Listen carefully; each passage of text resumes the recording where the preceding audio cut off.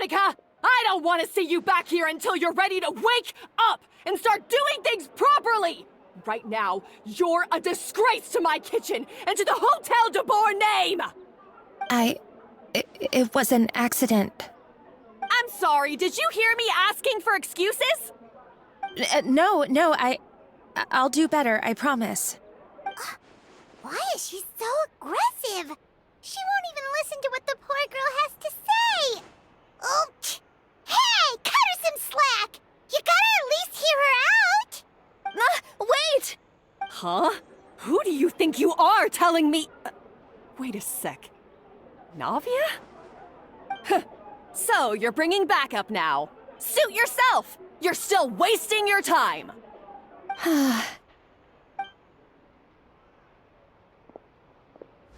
Savannah, is this how you always treat your staff?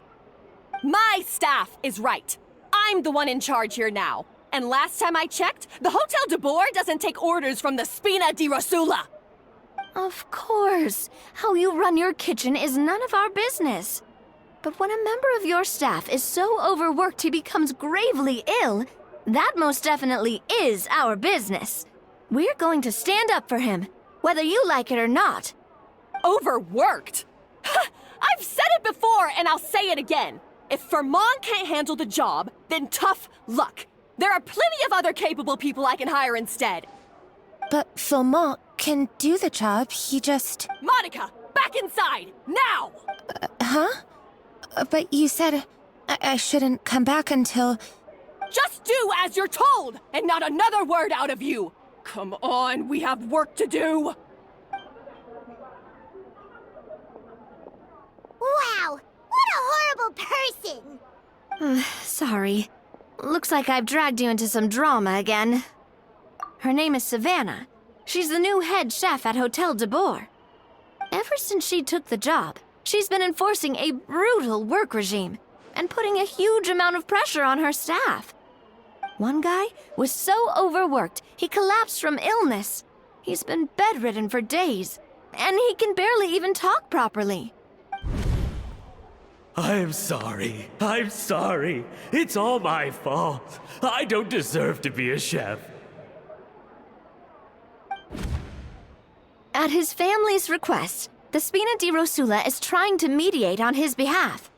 We're not exactly making a ton of progress, as you saw. Savannah is adamant that Vermont's exhaustion and illness have nothing to do with her or how she's been running her kitchen. She's refusing to have any kind of meaningful dialogue with us. Our next thought was to talk to the other chefs at the restaurant and get a better idea of their working conditions. But with Savannah watching them like a hawk, no one has been willing to open up. And that's why I'm here, doing it the old-fashioned way. Camping out? Oh, shoot! It all makes sense now. Sorry. Paimon should have thunk before she spoke. Oh, no, not at all, Paimon. Honestly, the way she was laying into Monica, someone had to step in. I'm sure I would have piped up if you hadn't. And besides, I don't really think I'm built for espionage. Yeah, meaning it's gonna be all the more difficult to get the inside scoop now. Oh, I might as well head back to the Fleuve Cendre then. We'll need to come up with a whole new game plan. Paimon will join you, 'cause this is kinda all Paimon's fault. Guys, it's fine. You don't need to worry about it. That said, if you were planning to visit the Fleuve Cendre anyway, let me take you out for a meal. I'll make sure it's a proper feast. A really famous chef just joined the Spina di Rosula's tavern. Her name is... Sorry to interrupt. I just wanted to apologize for the scene you witnessed just now. We shouldn't subject our customers to that. This is a small token from us. It's some candy from Monica. She asked me to make sure it was delivered into your hands. Monica's the one apologizing? Huh. Clearly Savannah is the one who owes an apology. Our head chef has been a little highly strung lately. Sorry for everything. All right. Since there's candy, Paimon will drop it. Not the candy. Thank you for understanding. We'll make sure to pass your feedback on to Miss Savannah. A little highly strung, huh? Paimon doesn't get it. How did someone like her even become head chef? Well, according to Fermat's family, she hasn't always been like this. But that's a story for another time. Let's try this candy. Oh, Paimon totally gets it. Come on, dig in! Huh? Hold on, there's something written on the wrapper. Find Escoffier?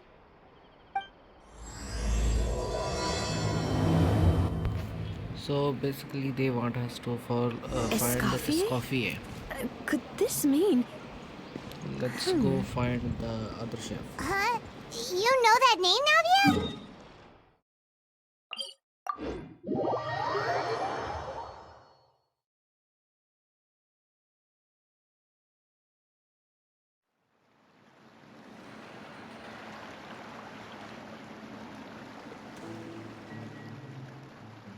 So, who is this Escoffier, anyway?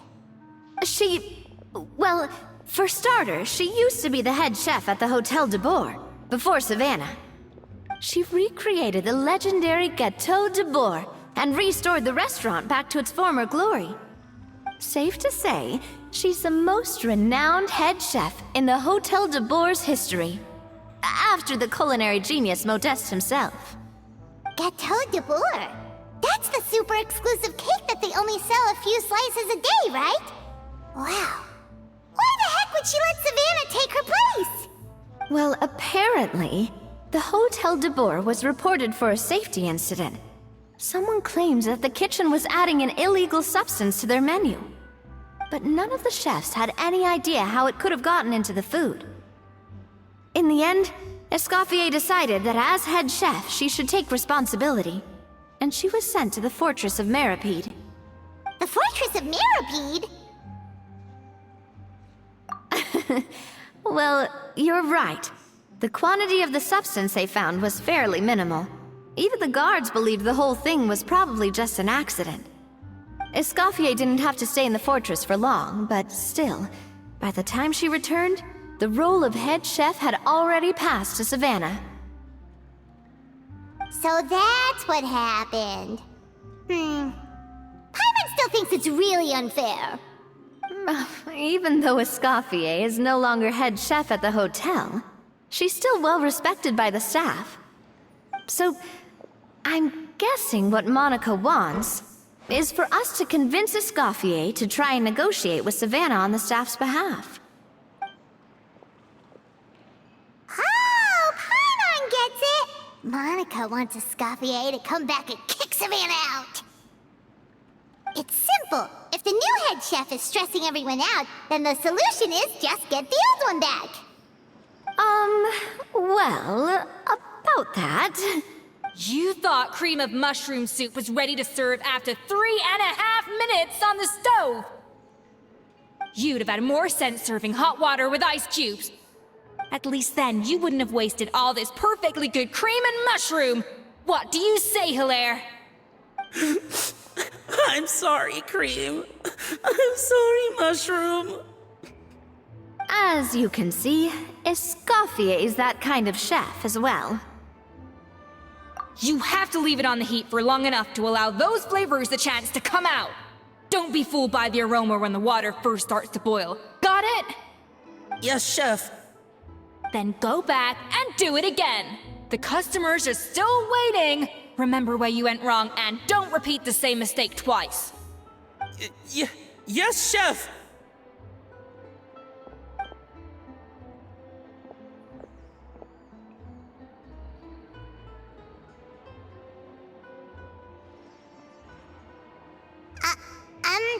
Excuse us, Waiting to be served? Sorry, we're pretty busy. I'm afraid you have to join the line. Oh, no, we're not here to eat. So you're not paying customers? Then I'm afraid the wait will be even longer. It's hard to talk to Escoffier when she's in the zone. Let's take a seat. We can catch up while we wait.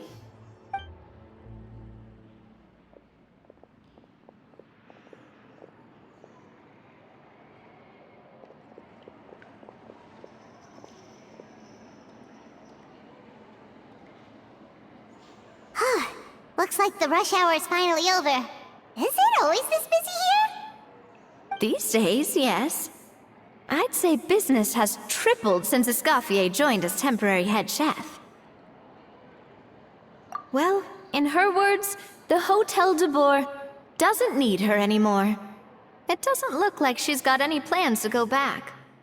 I guess I'll be heading off then. Wait, take these home with you. We can't serve them now, and there's no sense in letting them go to waste. Oh, thank you, Chef. For what? Like I said, I just don't want them going to waste.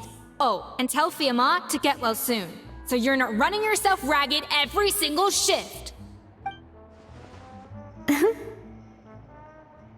Firmo.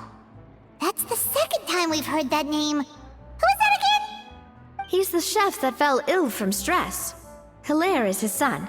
And with Mom stuck at home taking care of Dad, he decided to pick up some work to help pay the bills.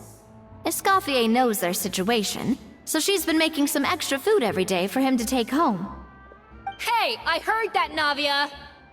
I've told you before, no one's making extra food. Hilaire is making blunders in the kitchen, and I can't serve his failed dishes, so he might as well take them home. Yeah, failed dishes that just so happen to be nutritionally complete every single time. So you two must be the world-famous traveler and his companion, Paimon. Yes? Oh, so you know us already. We'll skip the introduction then. We're here to talk about Savannah. Oh, I certainly am. The Spina's headquarters are right next to the tavern. And I've lost count of the number of times Navi has come to pester me about it. But I don't work for the Hotel de Boer anymore. And being ex-head chef doesn't give me the right to interfere with that business. Besides, I'm the one who persuaded Savannah to take the job in the first place. What? Well, she was a much gentler person back then. A little timid, even. She wasn't at all confident that she was the right fit for the role. That's hard to believe. Are we definitely talking about the same Savannah here? Honestly, I do wonder if she's just emulating me. I mean, I'm not the most pleasant head chef to be around either. Anyway, suffice to say that given the history between us, it'll be tricky for me to tell her she's doing her job wrong without coming across like a huge hypocrite. Fiamma and the others probably think that Savannah gets it all from me. I wouldn't be so sure about that, Escoffier. Look at this note we got from Monica. She mentioned me. Whatever shortcomings you feel you have, it looks like Monica still trusts you. As for the others, well, how can you know what they think unless you ask them? Monica.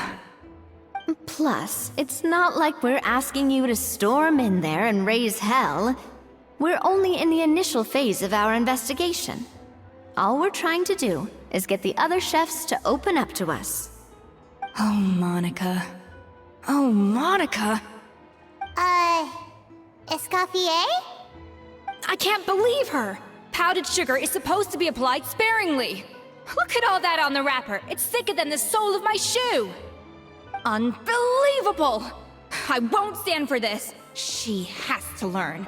Come on, we're going. Wait, so now she's, Let's go catch up to her. We don't want to keep her waiting.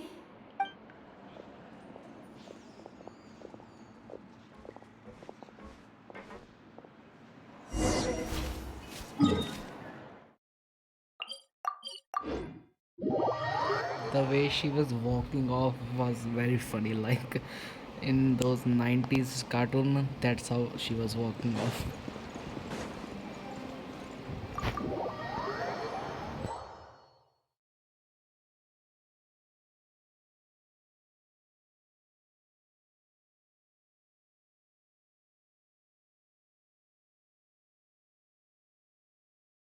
Wait, she looks like... Is that Escoffier? I'm sorry. I'm so sorry.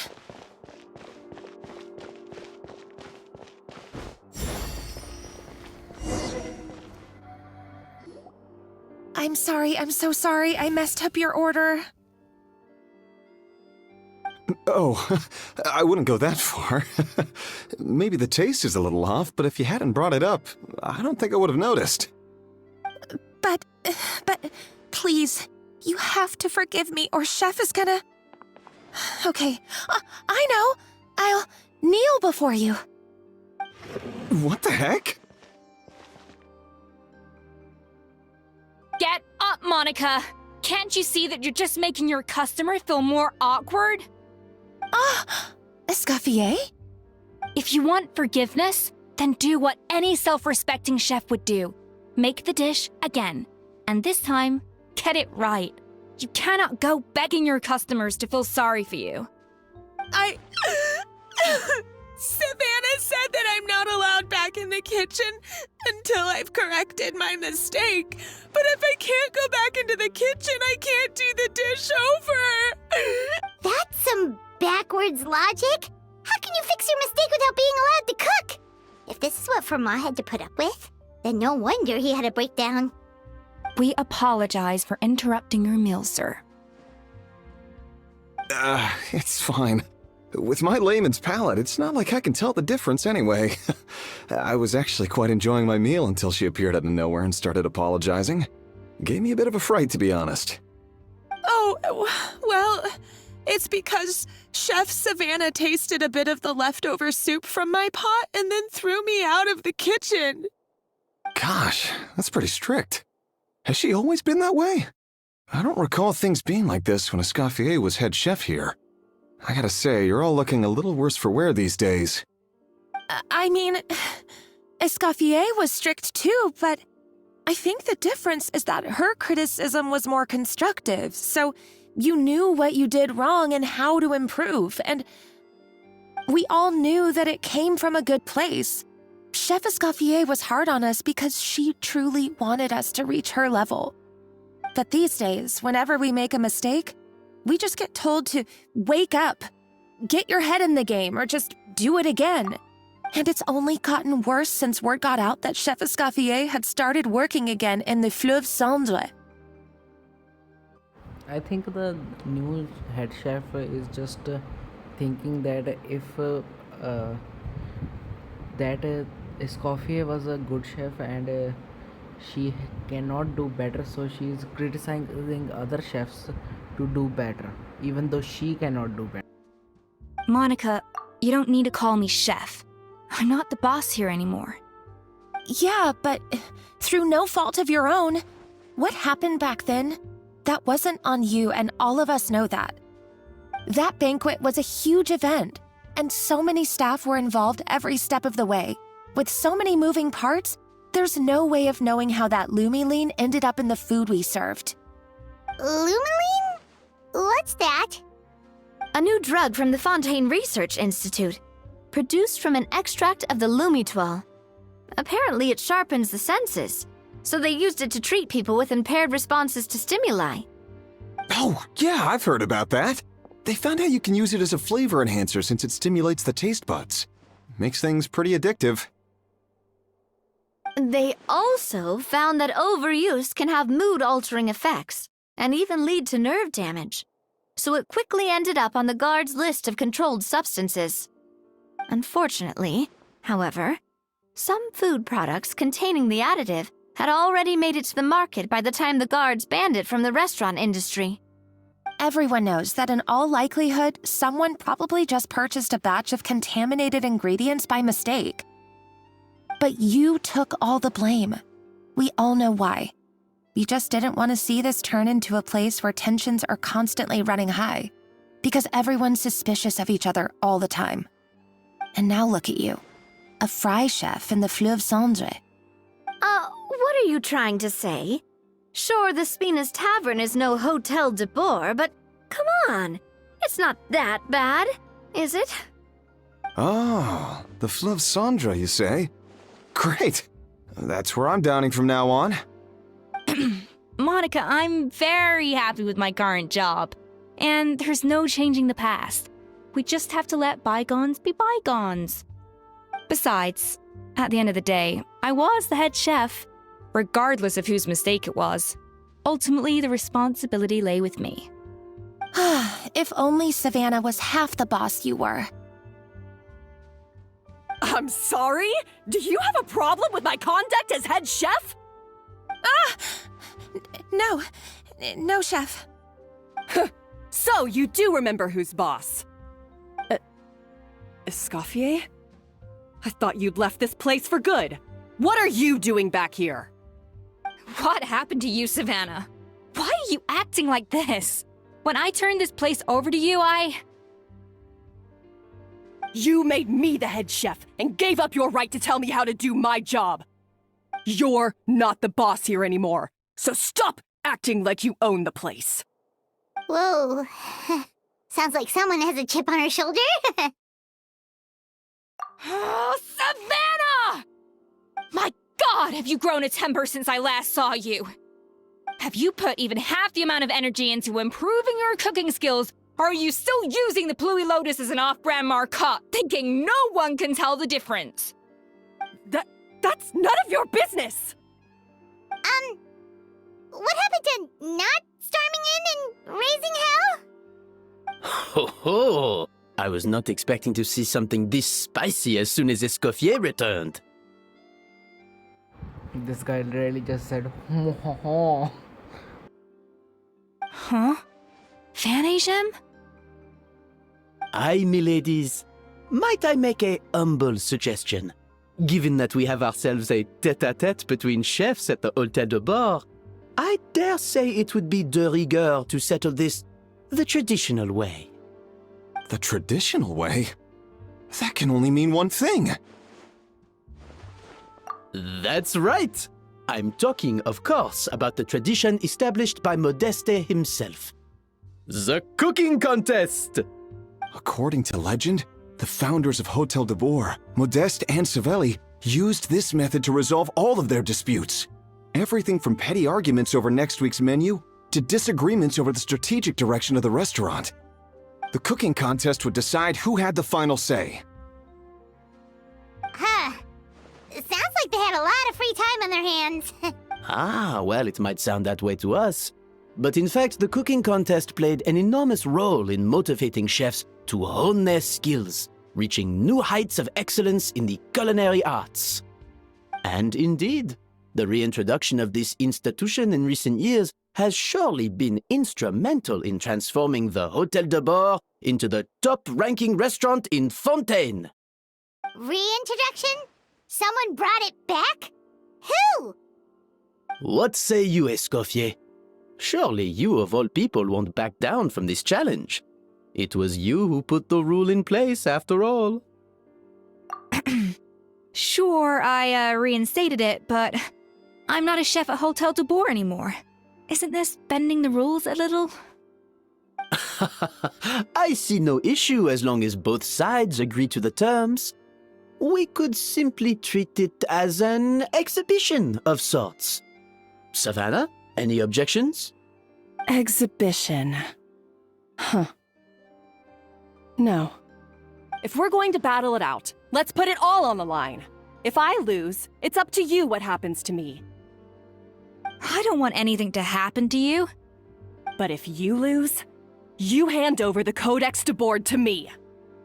What? The Codex de Bord? Only the legendary handbook written by the original head chef Modeste. It contains all his secret recipes, including Gâteau de Bord. It's the greatest treasure in Fontaine's culinary world, and only the present and former head chefs of the Hôtel de Bord have the right to read it. Present and former? Wait, but that already includes Savannah, though.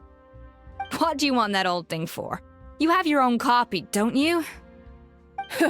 Don't take me for a fool. You know perfectly well what I mean.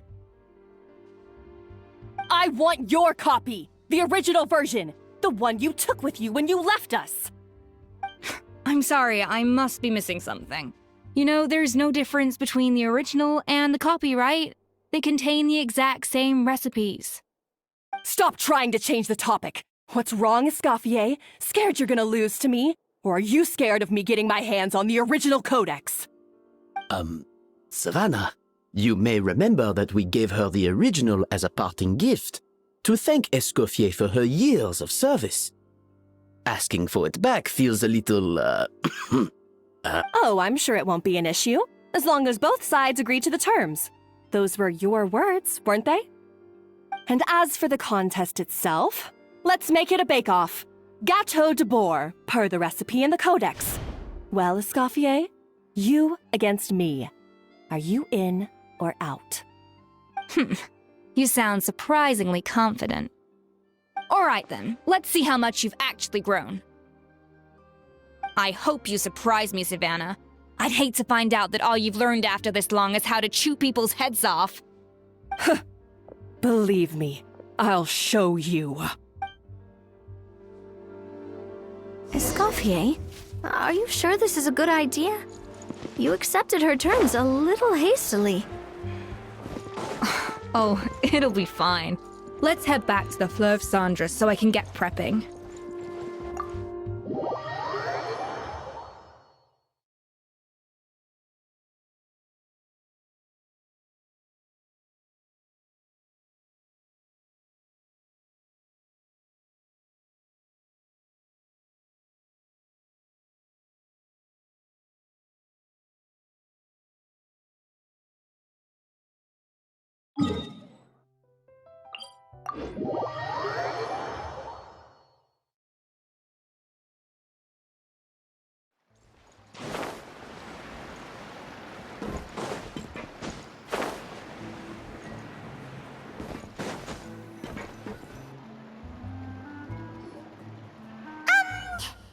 So, this whole bake-off thing kind of came out of nowhere. Was it really sensible to just go along with it? Well, I got a sense that she's holding something back. But we chefs always express ourselves in our cooking. So if she won't talk, this might be the best way to find out what's really going on with her. Huh? Holding back? Sure didn't sound that way to Paimon. Escoffier only picked up on it because she's the same way. Always closed off, never letting you know what she really thinks. That's patently false, at least where your macarons are concerned. I've been nothing but truthful with you about the disgraceful amount of sugar you use. Okay, that's one case where you can keep your thoughts to yourself. Oh, that? Well, it's not so much a recipe book as a diary of Modeste's adventures. Back in the day, he and his good friend Savelli explored far and wide, partly adventuring, partly looking for new ingredients and developing new recipes. Their creations had an enormous influence on the course of Fontaine cuisine, turning it into a much more vibrant and diverse scene. For instance, legend has it that the original Gâteau de boar was made using a special secret ingredient that Modeste discovered on one of his adventures. So rare was the ingredient that they could never make more than 16 slices of the cake per day. But everyone who tried it claimed that it was one of the most blissful and invigorating things they had ever tasted. Modeste and Savelli went on to found the original Hôtel de Bourg, which catapulted them to stardom in Fontaine's culinary world. Especially Modeste. He was hailed as a once-in-a-generation genius, and over time, the recipes from his adventure log became known as the Codex de Bourg. Ah, Paimon's heard this kind of story before. Armed with the Codex, the Hôtel de Bourg took its rightful place as the finest restaurant in the land, serving those recipes for centuries to come. Something like that? What? No, of course not. Cooking is a constantly evolving art form. How could any restaurant survive if they only served food that was popular last century? Anyway, never mind centuries.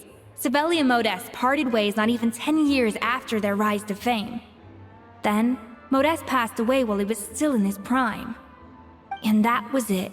The end of the Hôtel de Bourg's heyday. It fell into decline, and for most of its history, it was just a nondescript place with a couple of cheap tables. It's only in recent decades that it started recovering.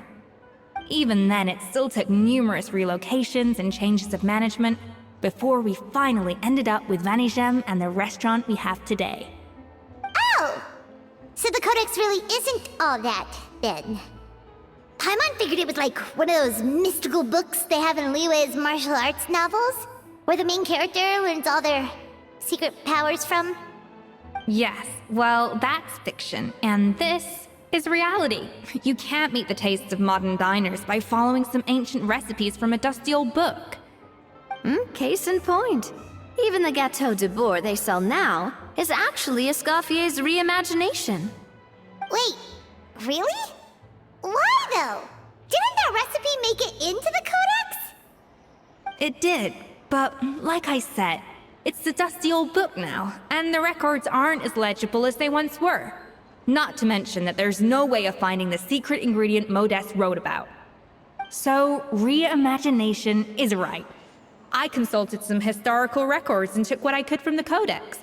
But ultimately, the Gâteau de Bourg of today is my own recipe. As for why we gave it the same name and kept the tradition of only selling 16 slices a day, well, you've got Vanigem's business sense to thank for that. Oh! Huh.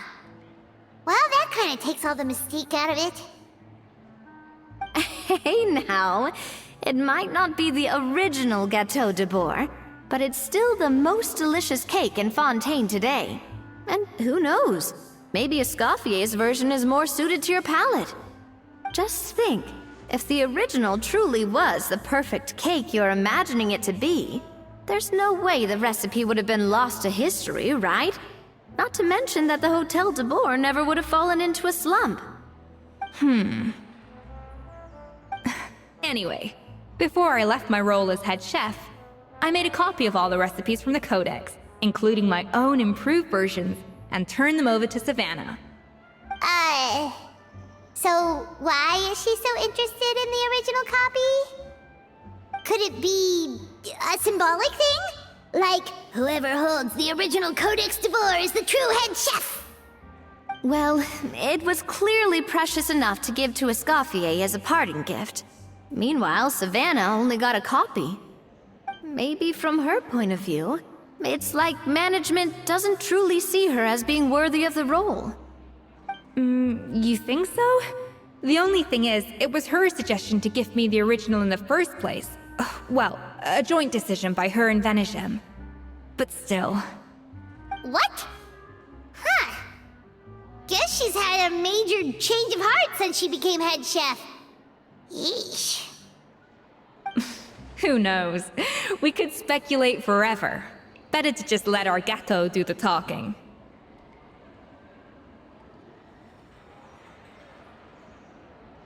It means besting her in this bake-off, and then getting her to explain herself, even if I have to beat it out of her with a spatula.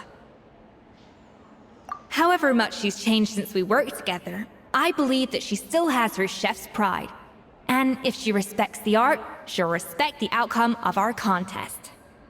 Well, I'm confident that you and your spatula can get justice for Froment. All you need to do now is win the contest. But that should be a breeze for you. Let's not get too ahead of ourselves. Gâteau de Bourg is very complicated to make. Usually, it takes 3 chefs working in tandem to cover everything. Now, if I had to push it, I could probably do the work of 3 chefs myself. But I'd prefer to play it safe if I can find a couple of assistants in time. Well, that's easy. The 3 of us are veterans in the kitchen. You just need to pick 2 of us. Well, I have heard the Traveler is an accomplished cook, as well as a warrior. But be warned, I will hold you to exceptionally high standards. Think you're up to the— Oh, count me in too. I've spent weeks perfecting my macarons after your scathing review. Even if it means competing against the Traveler, so be it. I'll show you what I'm made of. Confident. I like it. Alright, let's start with some elementary mise en place. Show me your knife skills.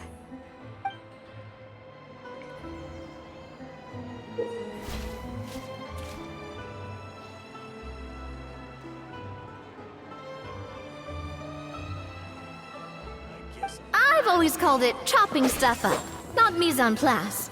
But it's basically the same thing, right?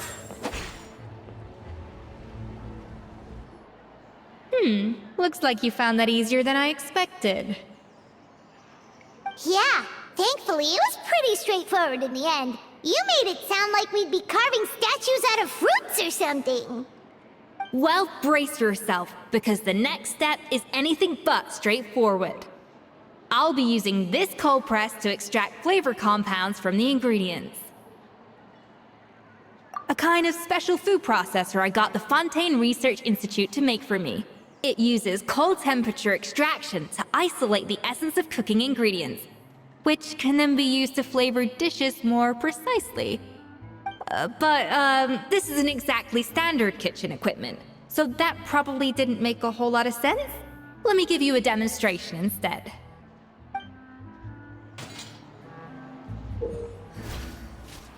Oh, custom-made equipment from the Fontaine Research Institute, huh? That's some pretty high-tech food prep. Paimon's never used anything this weird before. Cool. Not weird.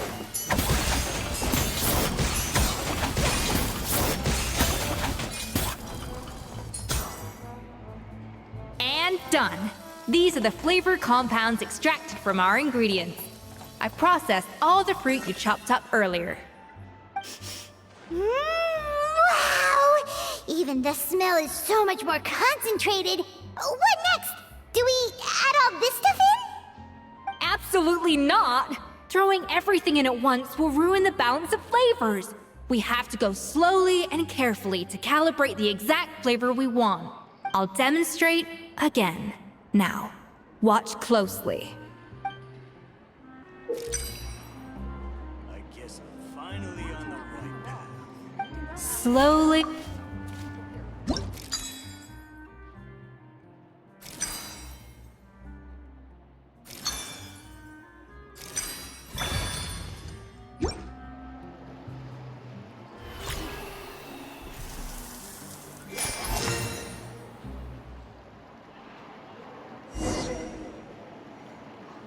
And voila!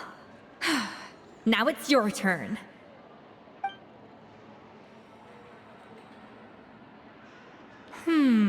Not terrible. Considering this was everyone's first time blending flavor extracts, it could have been worse. But the Traveler's work was surprisingly good. Are you sure you've never done this before? You got almost perfect results on your first try. That goes without saying. Still, credit where credit's due. You did well. Alright, now for the part I've been looking forward to. I want each of you to cook something from the Hotel du Bois' current menu. I'll judge your submissions and give you a final score. That's right. The true test of your cooking skills is the finished product. It'll be good practice for the contest itself. Now get to it. Chop chop! How's it going? Have you picked a dish yet? Choose wisely.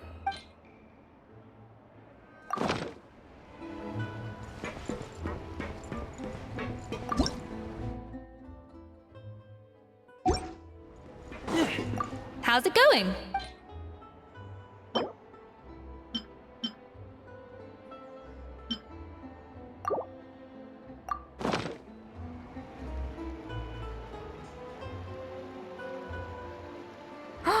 Look at that! With the grace of a snow-winged goose, as I like to say.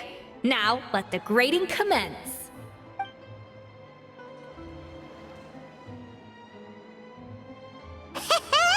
Pretty good, right? Not to brag or anything, but Paimon's a bit of a connoisseur when it comes to la food. 6 points. What? Oh, well, fair enough. Paimon doesn't cook all that often, so as long as it's a pass. That's 6 out of 100. What?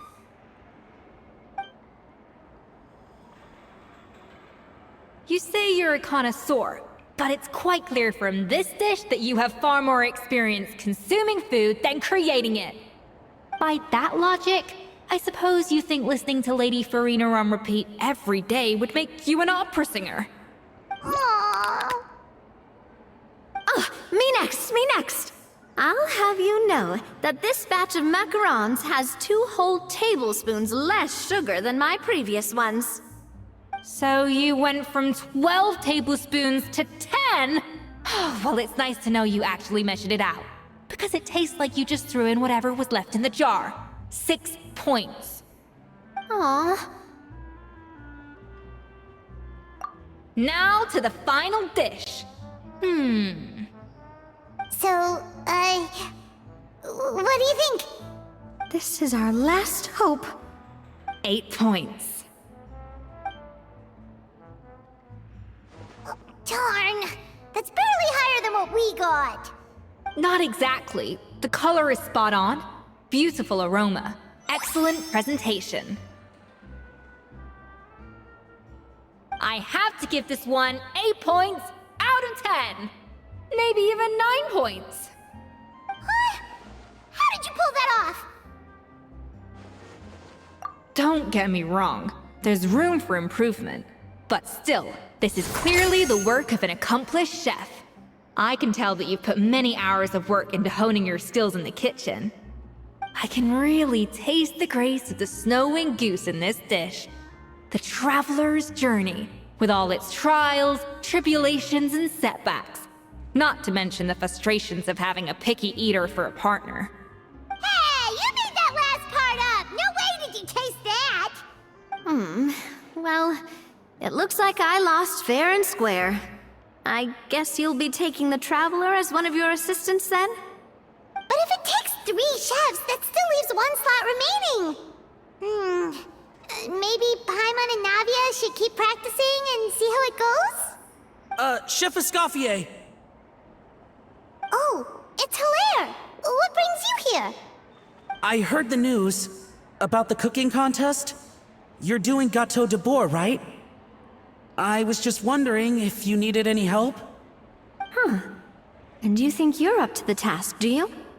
Oh, no, I know I'm not there yet. It's actually my dad who wanted to help. Firma, last I heard, you could barely get out of bed. Chef Escoffier, Navia, Traveler, thank you all so much for everything you're doing for me and my family. I've had enough of sitting around at home while you run yourselves ragged. If you let me, I'd like to help you win this cooking contest. Yeah, I was gonna say the same thing. Don't you worry. I'll be fine. I'm feeling much better now. I'm sorry. I know I've been rather useless these past few days, but not anymore. The fact is, I'm a fine chef, despite recent events. I've proven myself in the Hotel de Bourg kitchen, so if anyone's qualified to work under Chef Escoffier, it's me. I think. I hope so. Firma, have you even set foot in a kitchen since leaving Hotel de Bourg? I have not, but I'm fully rested now. I know I can handle it. I'll prove it. Let me whip something up for you right now.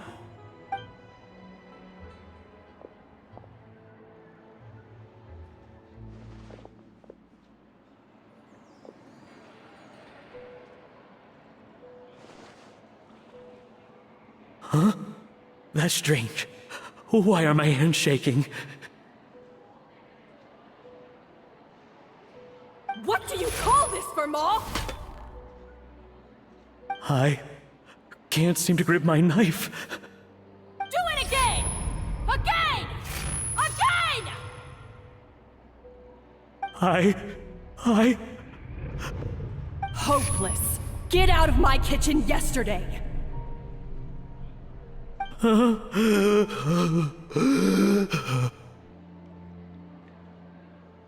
Dad, what's wrong? I don't understand. I was feeling so much better, and then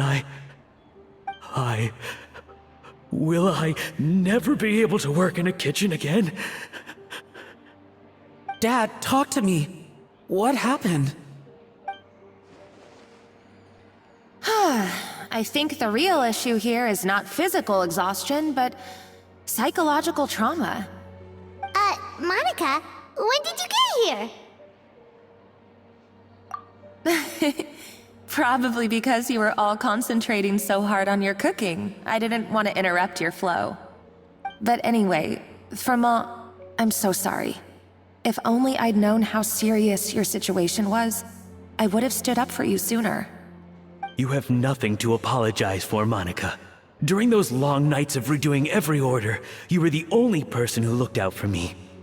Oh, come on. All I did was make you some tea. I doubt it was much help. Savannah was so ruthless toward you. I probably should have brought you something stronger. She sounds like the worst. All right, another Savannah horror story. Let's hear it. She's been getting harsher and harsher on us ever since she heard about Escoffier's new role in the Fleuve Cendre. Seems like no matter what we make, she'll find something wrong with it. What is this? It looks like a dog's been at it! In the trash now!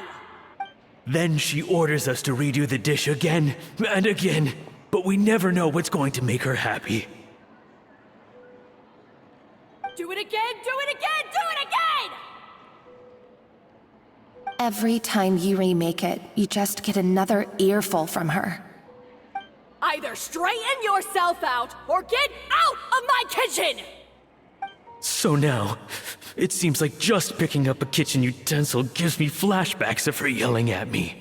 Oh man, that must be awful. The more I want to get it perfect, the more my hands shake, and the more scared I am of making another mistake. How can you give up so easily, Firma? You weren't a quitter when you were working for me. And even under Savannah, you talk about working late into the night trying to perfect your dishes. That says to me that you still hadn't lost that determination to prove yourself. What changed?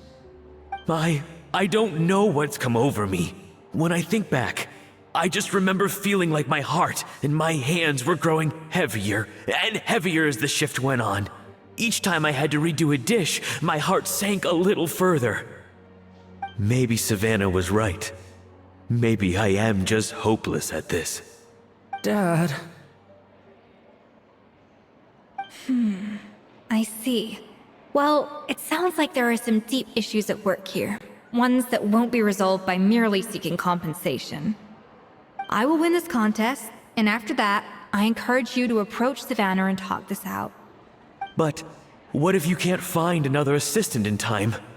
Clearly, I'm in no state to help out. You think being one person short will ruin my chances? Let's not forget, I taught you and her everything you know. Even if I had to go it alone, I would present the perfect gâteau. Oh, well, Paimon and Navia will still keep practicing, just in case. And so will I. Yeah! And if worse comes to worse, we can always get the Spina di Rosula to put out an emergency call for chefs. There's gotta be someone out there, right? Actually, I thought maybe I could help.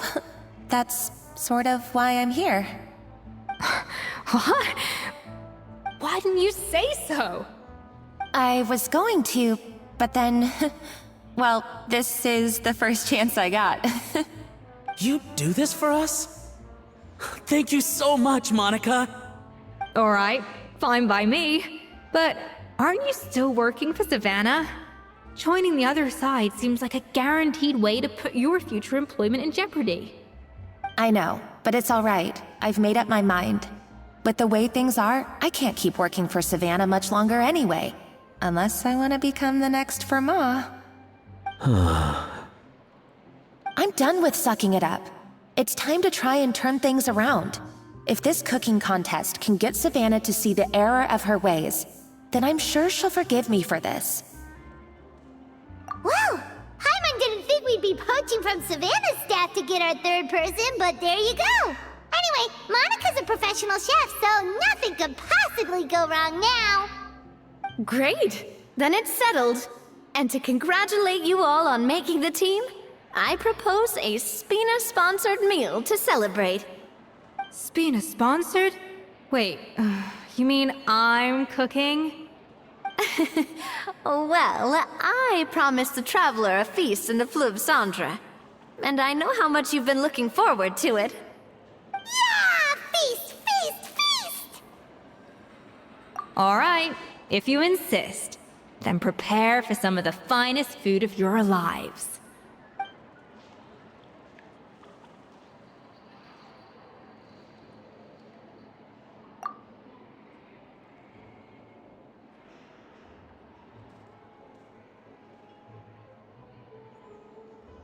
That's not a bad idea, actually. Wait, hold on. You need to finesse that further.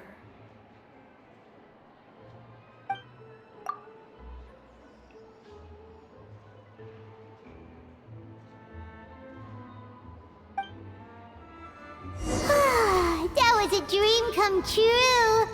Paimon never knew Fontanian cuisine could be this good.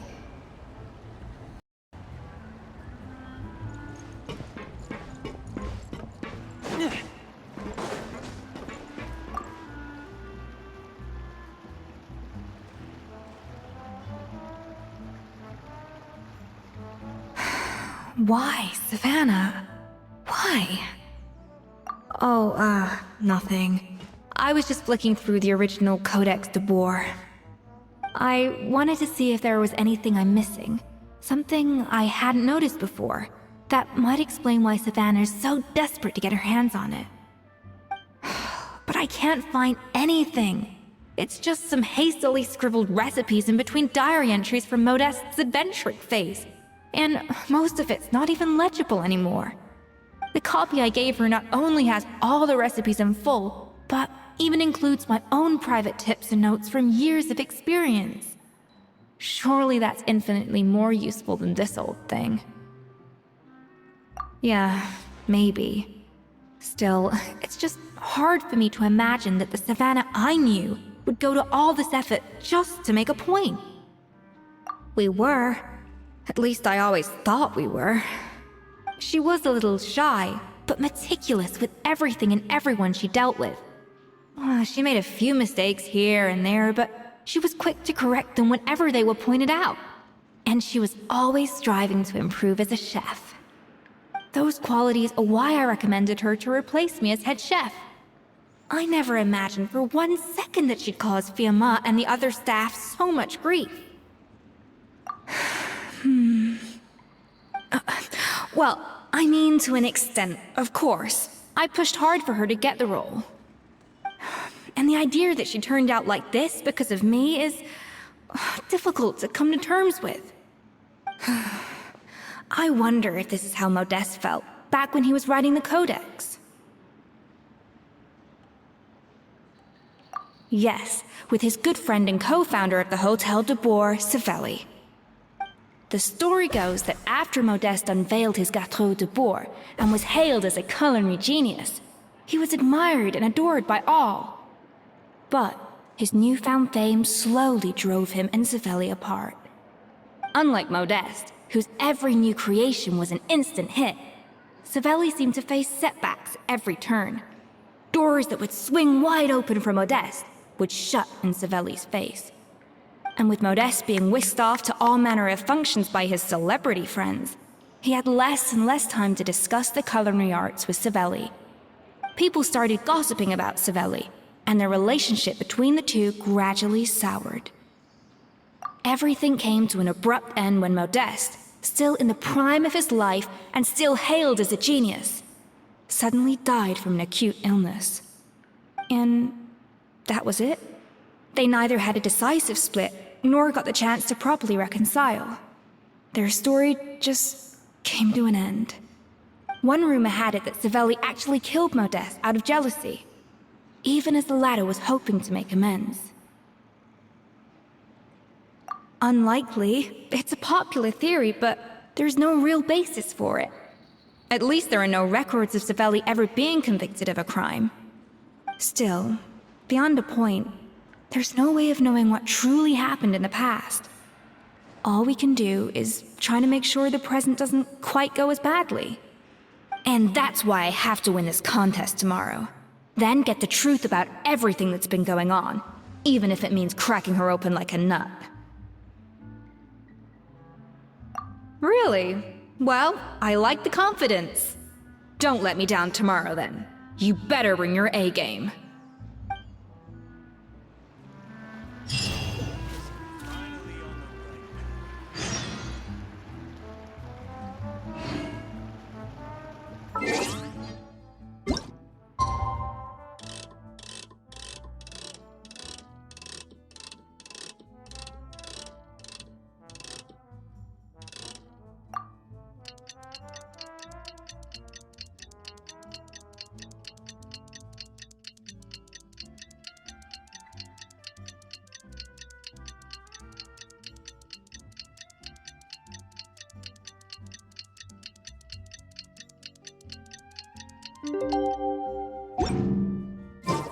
I keep watch.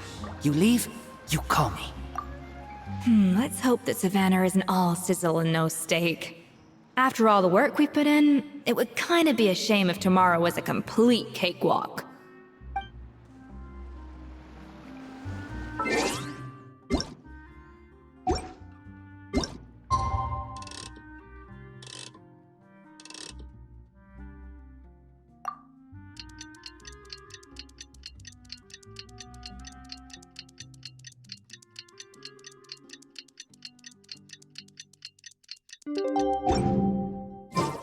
It's cooking contest day!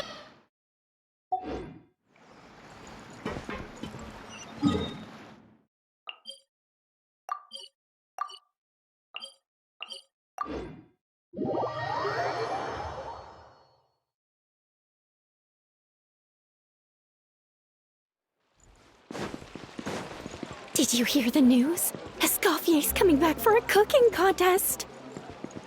Wait, seriously? Escoffier in a cooking contest? Now that I've got to see! I don't get it. Why would anyone in their right mind challenge her to a cooking contest?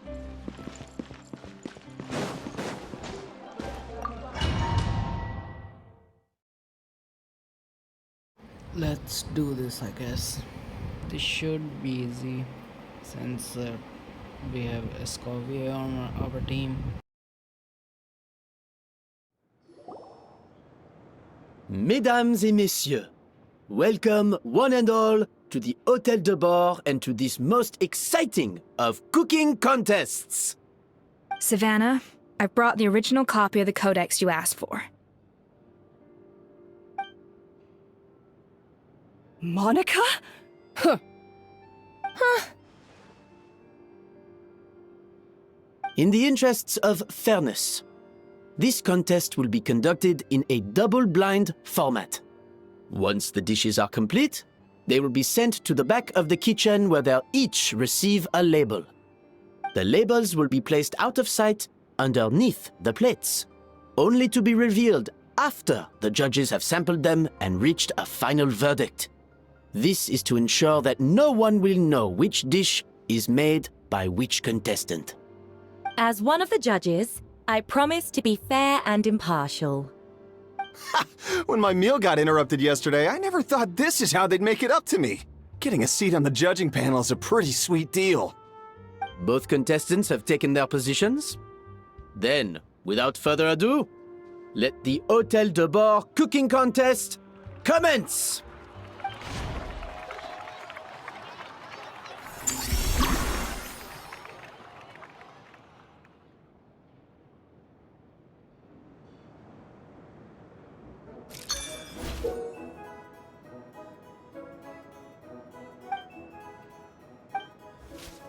Monica, Traveler, it's go time. Let's do this. Alphonse! Gaspar! Get to work! Do not disappoint me. Looks like our two head chefs are raring to go. Like an oven on full blast, this competition is quickly heating up.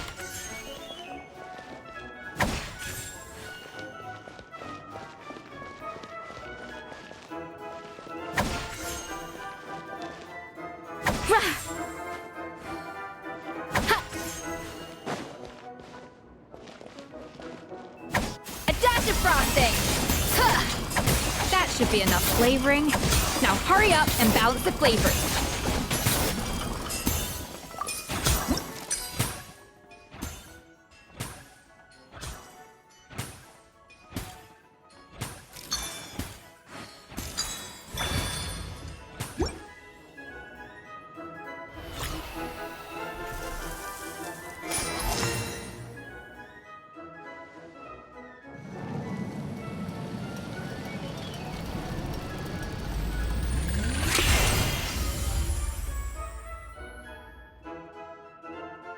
Come on, Escoffier!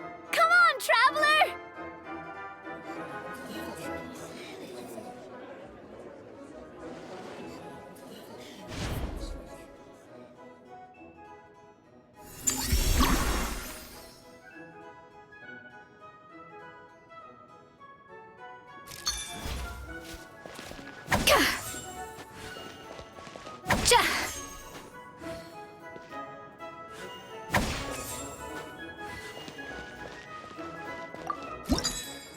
The balance of flavors is about right, but the quantity is too low. Alphonse! What are you playing at? That's not how I taught you to do it! Stop horsing around and do it again! Yes, chef! Oh, tension in the ranks on Team Savannah. Will this slow their progress?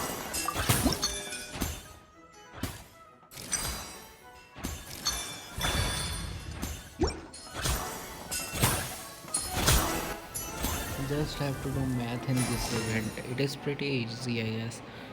Just need to be a math guy to do it. What do you think?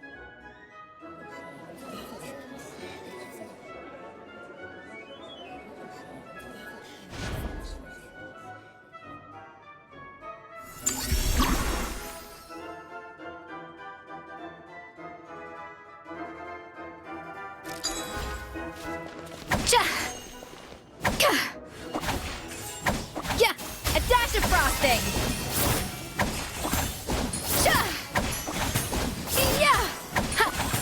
Escoffier is already on the final step of the recipe. Let's check on Savannah's progress.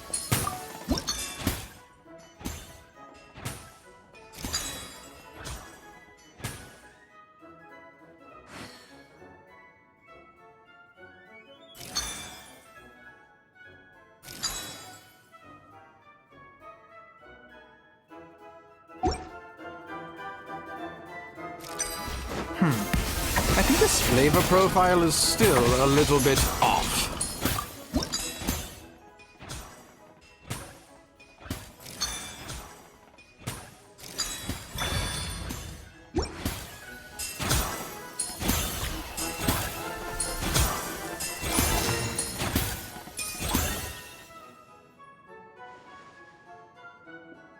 You can't match Escoffier's talent.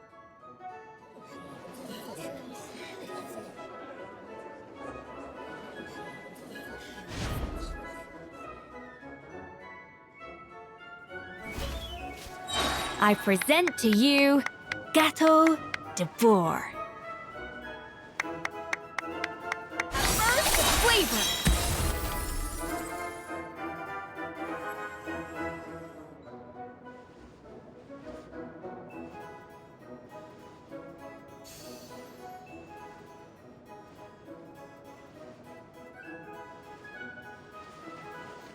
That was perfect! We were like a flock of snowing geese, completely in sync, working gracefully and elegantly together. Great work, team!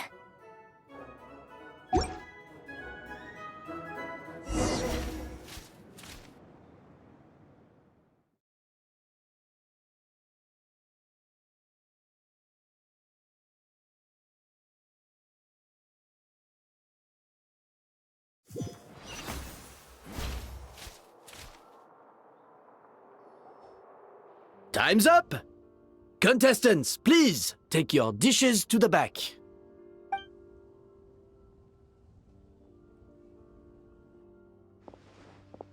Huh. That guy was right. You really can't tell whose is whose just by looking at them. We both made the same dish after all. For all her flaws, Savannah's a talented chef who earned my recommendation for good reason. She wouldn't screw up something as elementary as the cake's appearance. Whoa! This is really rather good. Wonderfully soft and fluffy. Beautifully sweet. This is a masterclass in how to make gâteau de bois. I would give this one at least 9.9 out of 10. Only because there's something about the flavor of the base. It's just a little different from the recipe I'm used to. Huh?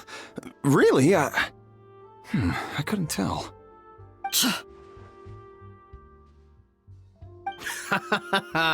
All right, on to gâteau number 2. I haven't had a single bite and already this aroma is a delight to the senses. I have a feeling that this gâteau will be a gâteau for the ages. How exciting! I'm gonna dig in.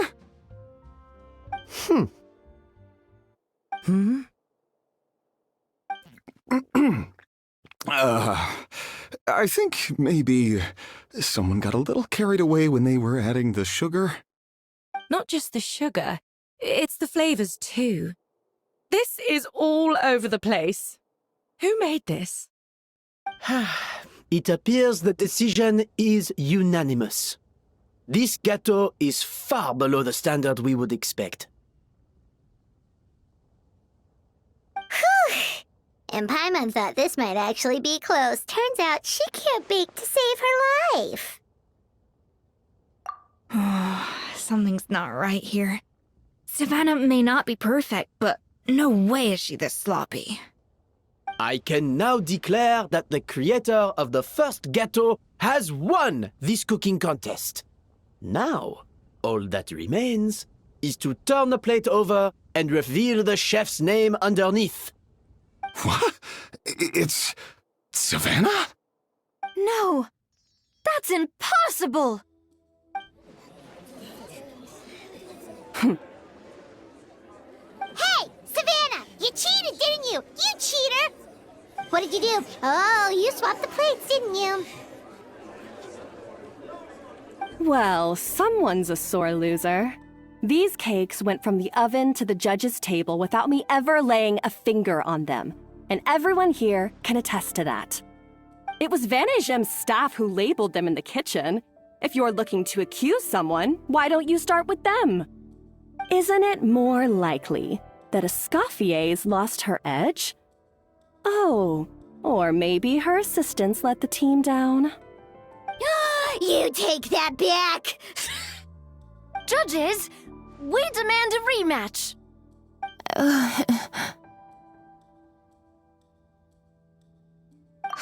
That's enough!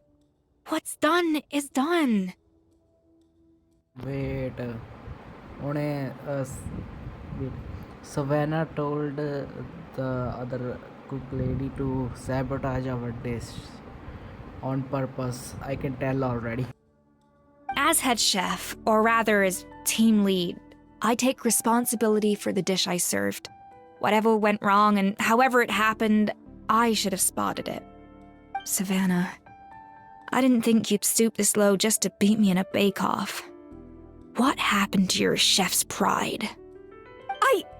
I don't know what you're talking about. If you want the Codex de Boer that much, you can have it. Escoffier, no! But you must promise me that you'll apologize to Firma and compensate him for everything you put him through. It's a little late to be negotiating terms. The contest is over and I won.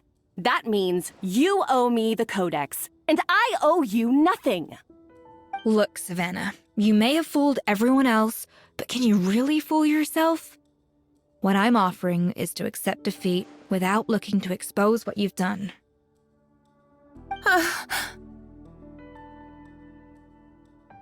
But only on the condition that you promise to stop putting so much pressure on your staff. Fine. I'll treat this as your final handover of duties from one head chef to the next. So, will that be all, ex-head chef? Or is there any other unfinished business you'd like to leave in my hands? I didn't mean that to be a scolding from your former boss, just a word of advice from a fellow chef and a friend. But I don't know if you're even open to input from other people anymore. I know what I'm doing. I don't need your advice. All right, fine. I'm glad to hear it.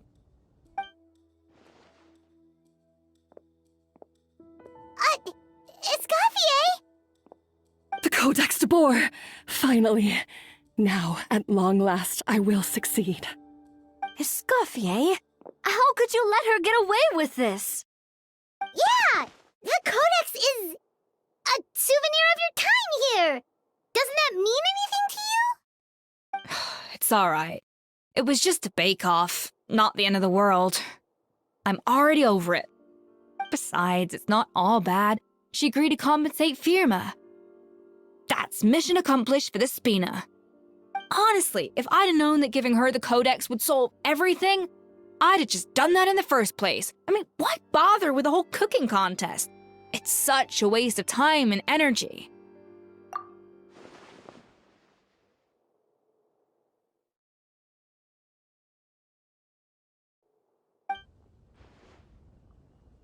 No. No! This doesn't make any sense! Huh? That's it? No secrets, no nothing? I don't believe it! This can't be happening. Oh, Chef Savannah! Savannah?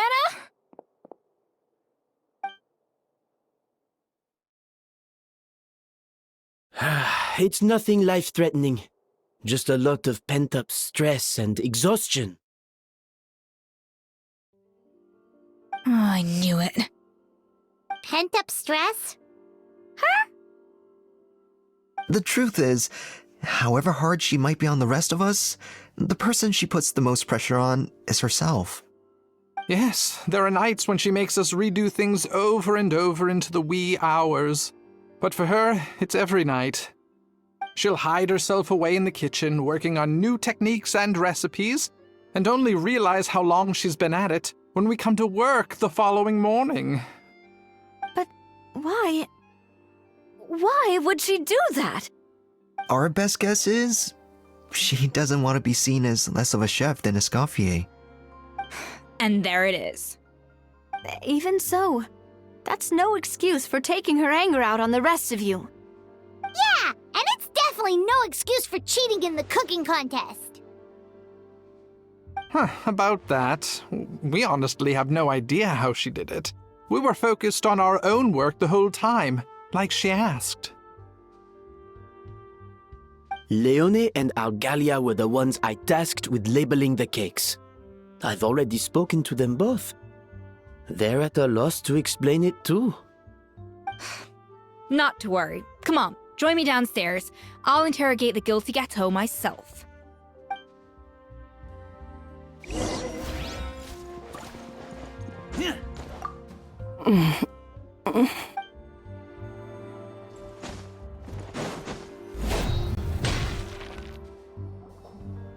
Well, how is it? Have you figured out what it was? Oh, this is aggravated assault on my palate. I'd rather eat wet cement than this. Is it really that bad? I made sure the taste tested before it was served. Oh, relax. This isn't your cake. Savannah never switched the plates. The offending flavors are coming from in between the icing and the cake base, which means someone tampered with it while it was being made. Or in other words, we have a traitor in our midst.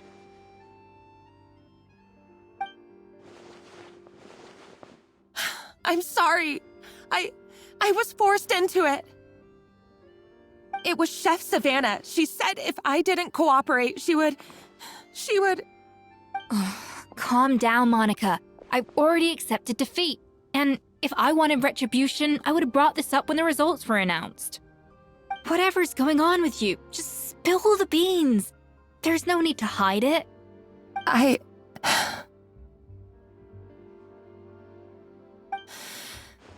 I was the one who caused the food safety incident that one time. Food safety? Wait, you mean the Lumaline incident? So you procured the contaminated ingredients? I think so. Savannah and I were on procurement that day. I didn't check everything as well as I should have, and so I let contaminated ingredients make it into the kitchen. But I swear I didn't do it on purpose. I had no idea there was an issue with them, and I didn't know it would end up with Escoffier going to jail. But the last thing I expected was for Savannah to use it as leverage to blackmail me with... This is crazy! So Savannah pressured you into sabotaging Escoffier's cake by threatening to expose your secret if you didn't? I know, it's terrible. I'm so sorry. I was so scared. The thought of Chef Escoffier finding out that I put her in jail, it made me freeze up with fear. I thought Escoffier would hate my guts if she ever found out, and yet somehow that's ended up in me doing something even worse.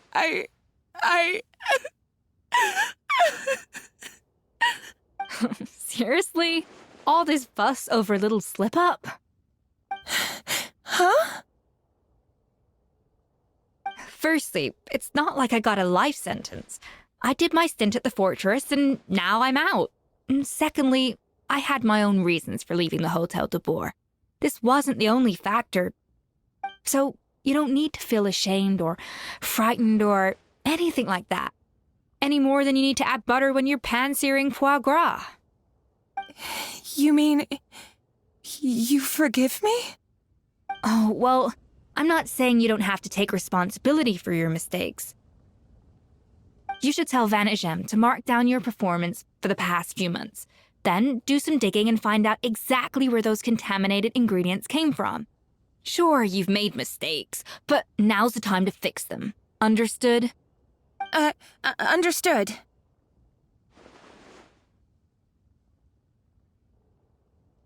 Good. Now, back to Savannah.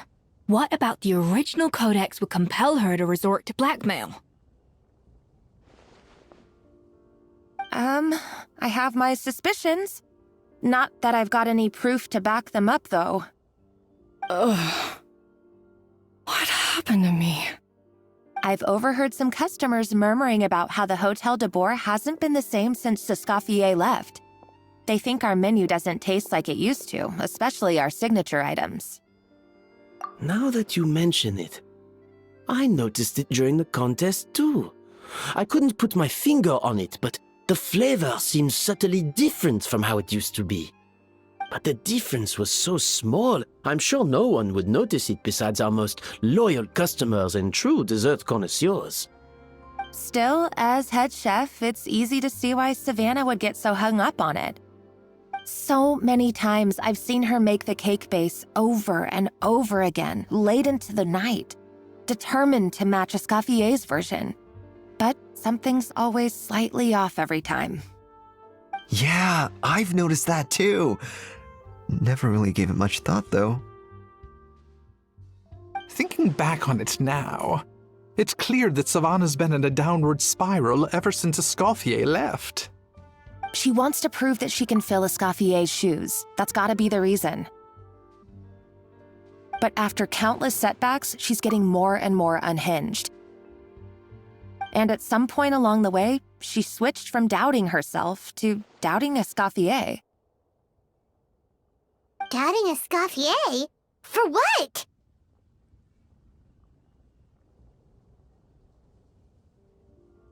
Yeah, it would explain why she was bent on getting the original at any cost.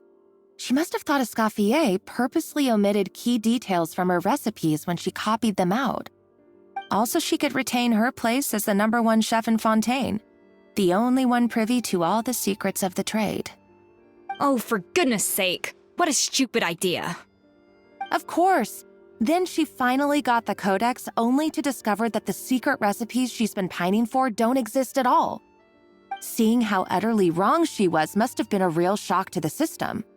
It probably brought up everything at once. It overwhelmed her, and she passed out. There's still one thing that doesn't make sense, though. If Savannah had the real recipe all along, how come it tasted different? She might not be on the same level as Escoffier, but surely after like 50 attempts, she'd get it right one of those times. You'd think so, but geniuses like Escoffier are in a league of their own.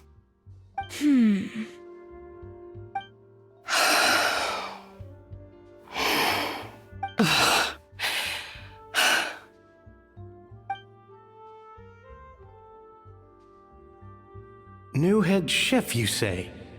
What's her name? I don't think I've heard of her before. I wonder, can the Hotel de Boer keep its edge without Escoffier at the helm?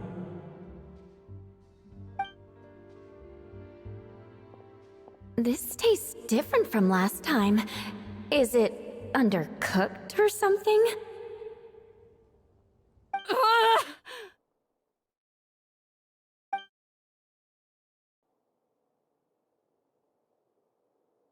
Take this. It's a copy of the Codex de Boer. From now on, you will be its keeper. Don't listen to the doubters. If I say you can do it, then you can do it. Even if you don't believe in yourself, at least believe in me.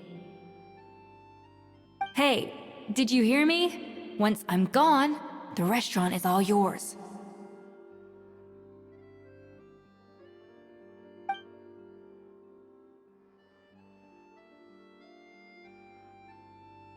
All this time, I've been blaming other people, but maybe I'm the problem.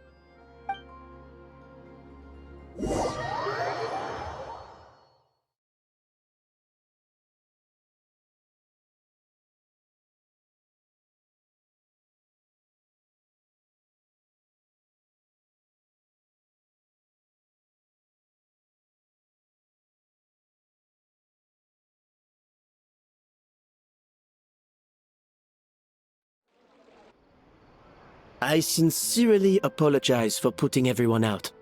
Savannah's awake now, but I don't think she's ready to speak to anyone yet. Let's give her the day to calm down. I'm sure you'll have the chance to talk everything out tomorrow. In that case, I'll go and update Verma and his family. I wonder what he'll make of all this. So, we'll come back tomorrow then. That was a long day. I think I've earned myself a sweet treat when I get back home. Oh, nice! Macarons? Or are you gonna switch it up this time?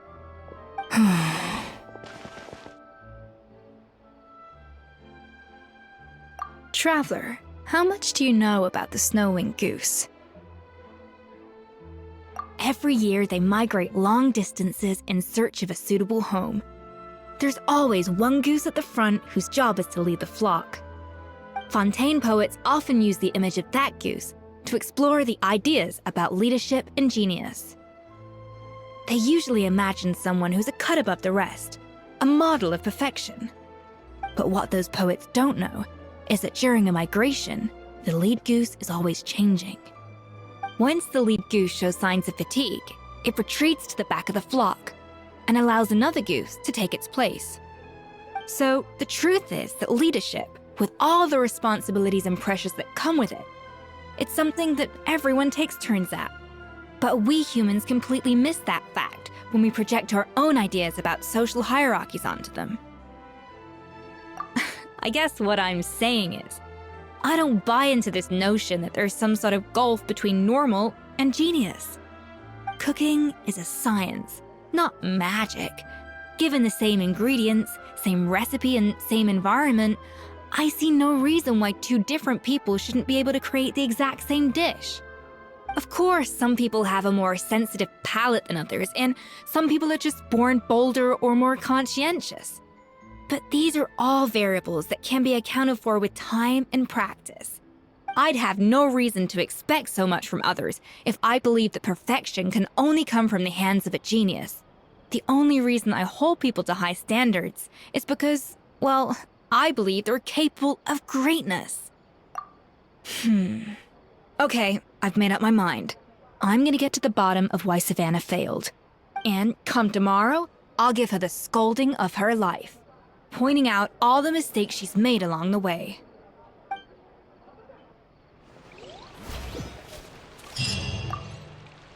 Thank you for your words of encouragement.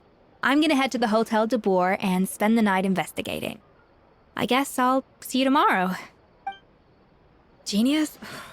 Calling someone a genius is just another way of saying I'm too lazy to figure out how I need to improve. It's a defeatist attitude and I won't stand for it.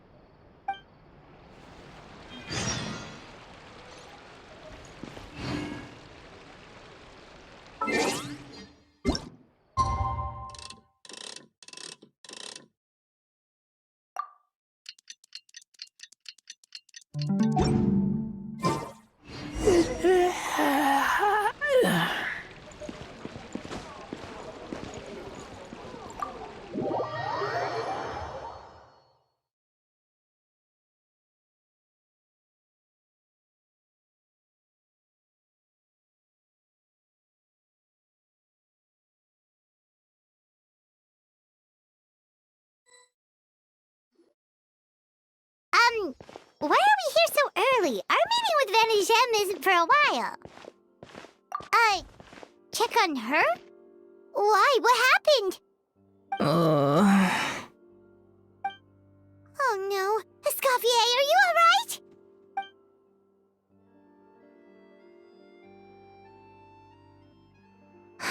I'm fine. Just need to get some more coffee in me. Huh? What happened to my coffee? Did I really drink it all?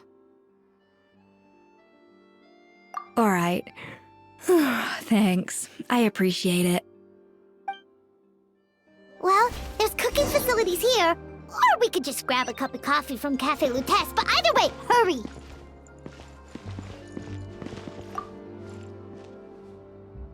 Coffee.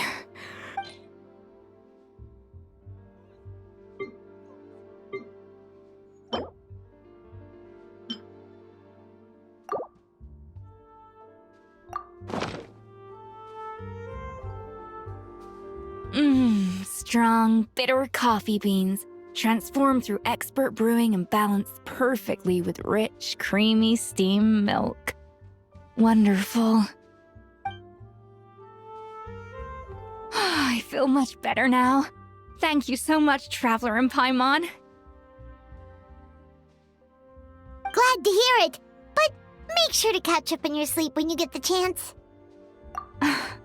I think I figured out where the problem lies. Honestly, it's ridiculous.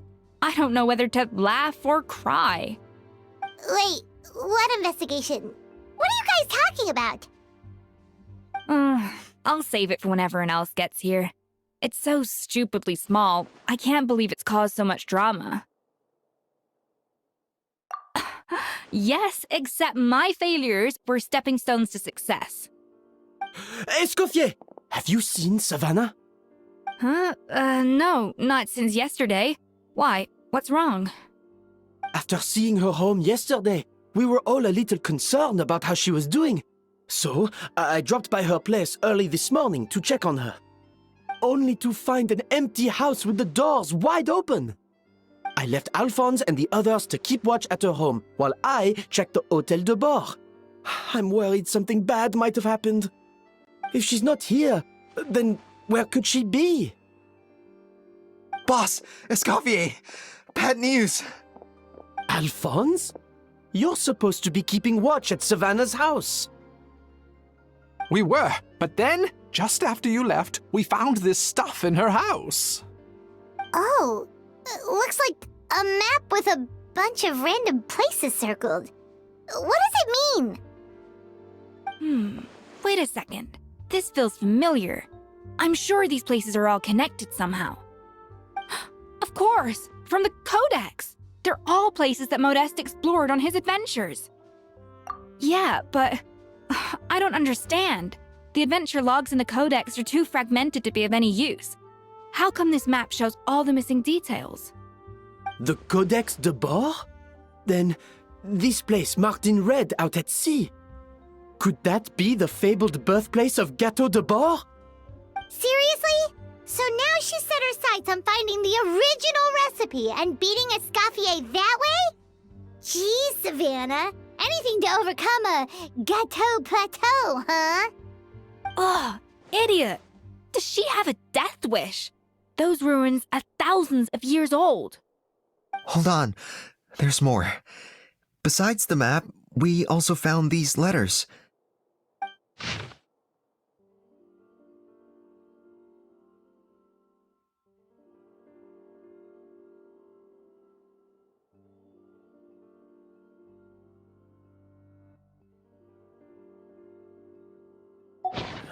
It was you. You let the Lumaline through, didn't you? It sounds like a threat letter. Does this mean that Savannah was responsible for the safety incident? And not Monica after all? Retrieve the codex by any means necessary. So the cooking contest and the cheating. Someone else was behind her pulling the strings? She's keeping the true recipe to herself. Ugh, this is all such a mess. Paimon needs a second to process this. First, we thought that Savannah forced Monica to cheat in the cooking contest. But now, it turns out that someone else forced Savannah to force Monica to cheat?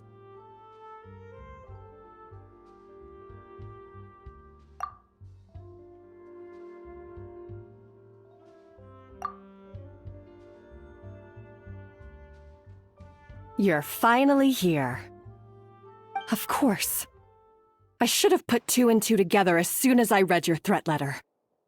The food safety incident, the demand for a cooking contest, the instruction to blackmail Monica, even the suggestion that Escoffier was keeping secrets from me. It was all part of your grand plan, wasn't it, Monica?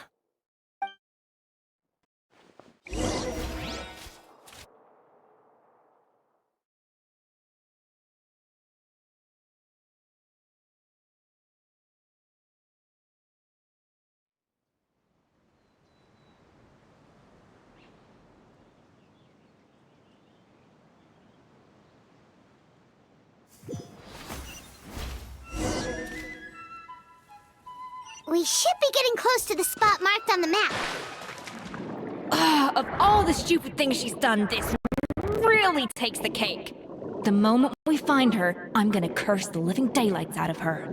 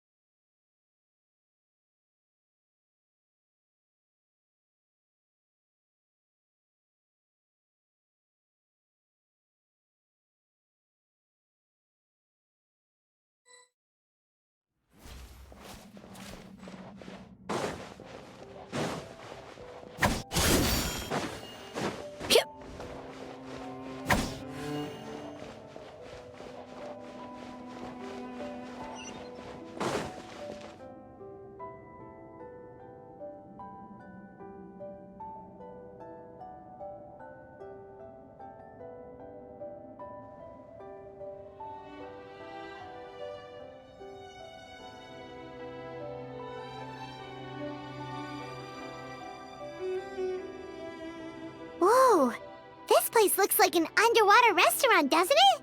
Suddenly, the idea of an adventure chef finding secret ingredients makes a whole lot more sense. I think Modest's codex mentioned this place. A public bath from the time of Remoria. So yeah, definitely the kind of place that would have served food and drinks. Huh? Some and blubber beasts have come to join the party? How did they get here?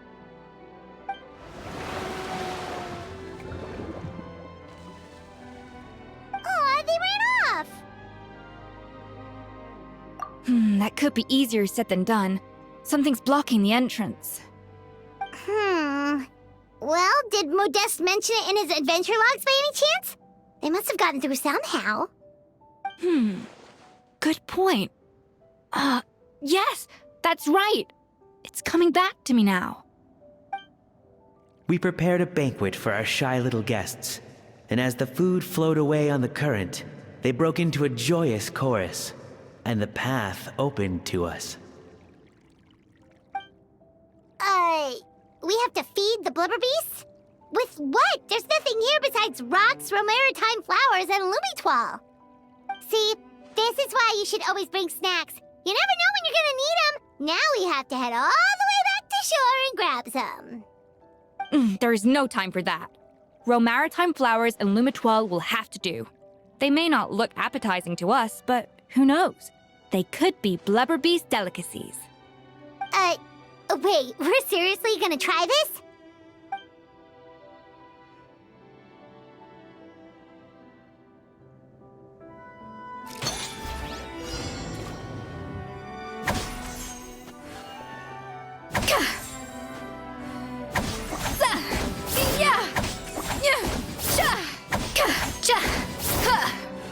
A dash of frosting!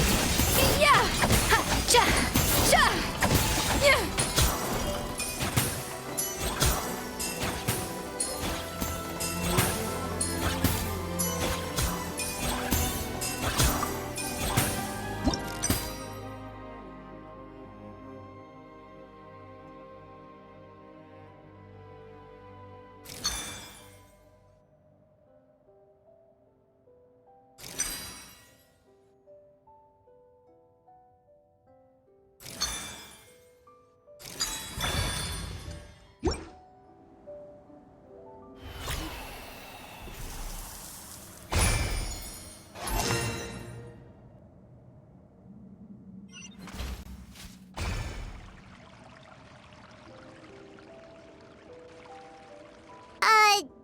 Beasts or not, are we sure this stuff is edible?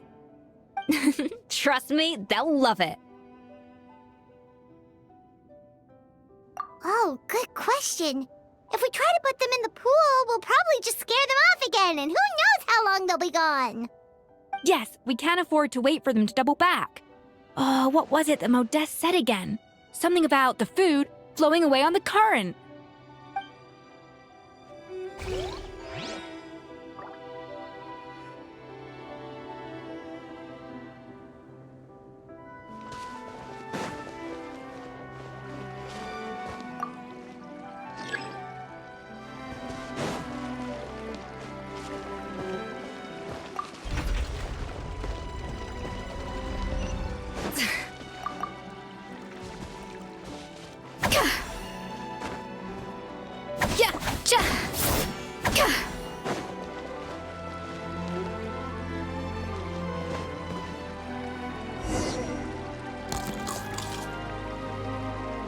Wow, it's really singing! It must taste better than Paimon thought!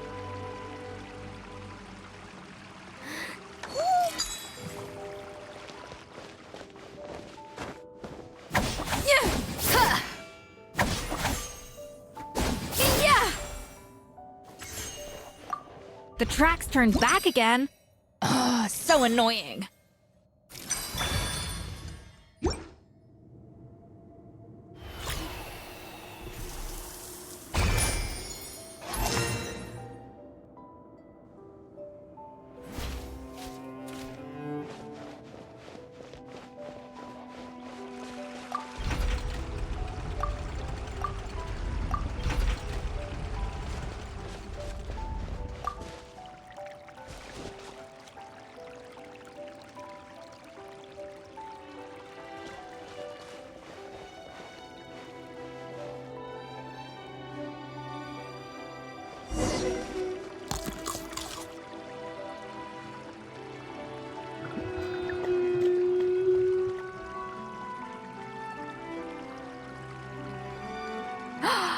it's open!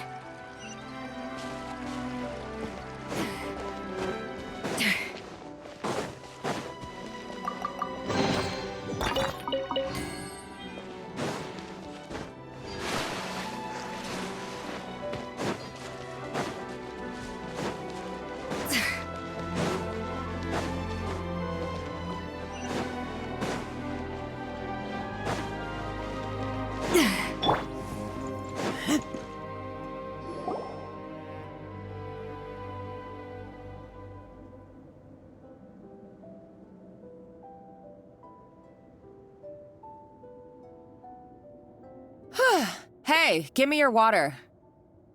Here. I said your water, the one you just drank out of? Sure.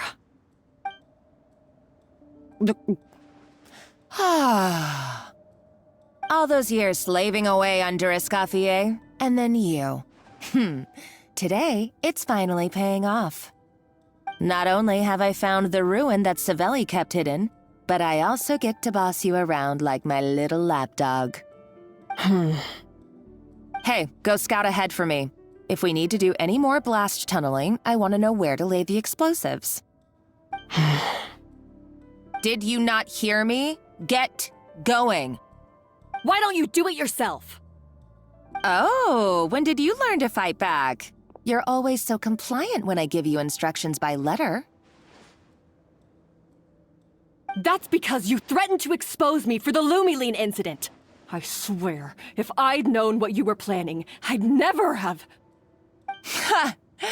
Don't be so self-righteous. Admit it, you've always been jealous of Escoffier. That's why you lapped up everything I told you. You were terrified of her finding out about your part in the Lumiline incident, and you resented the way her reputation hung over you. So you jumped at the chance to convince yourself that she was the villain, that she deliberately hid her secret recipes from you just to hold you back. It was the only excuse you needed to justify getting back at her. First, idolization, then jealousy, suspicion, and self-deception. That's what this comes down to. It was the same story with Savelli and my ancestor. He offered Modeste his friendship only to murder him out of vanity. He promised to explore the world with him, only to later destroy all records of their adventures. It's a miracle I even found this place. You have no idea the countless hours I spent piecing it all together. So you see, you're no better than Savelli. If you can't beat him, betray him, right? I am no Savelli, nor will I ever be. Oh, put a lid on it. You really think you can absolve yourself of your vindictive and jealous behavior now? Just because you finally realize that Escoffier never kept any secrets from you? You didn't show any remorse when she left, or in the cooking contest. Why start now? You have no right to redemption. You're right. I don't deserve her forgiveness. But I am done being bullied into submission by you! Ooh, feisty. But you should watch your tone. Talking to me like that could get you in big trouble. I somehow doubt that. Since I poisoned both our water bottles. What? Ever since I learned the truth, I've been biding my time, waiting for this moment. You've played me like a fiddle for so long, and now this is payback! But you drank it too! It's what we both deserve. This is the price we must pay for betraying Escoffier. You'll die here with me, Monica! You.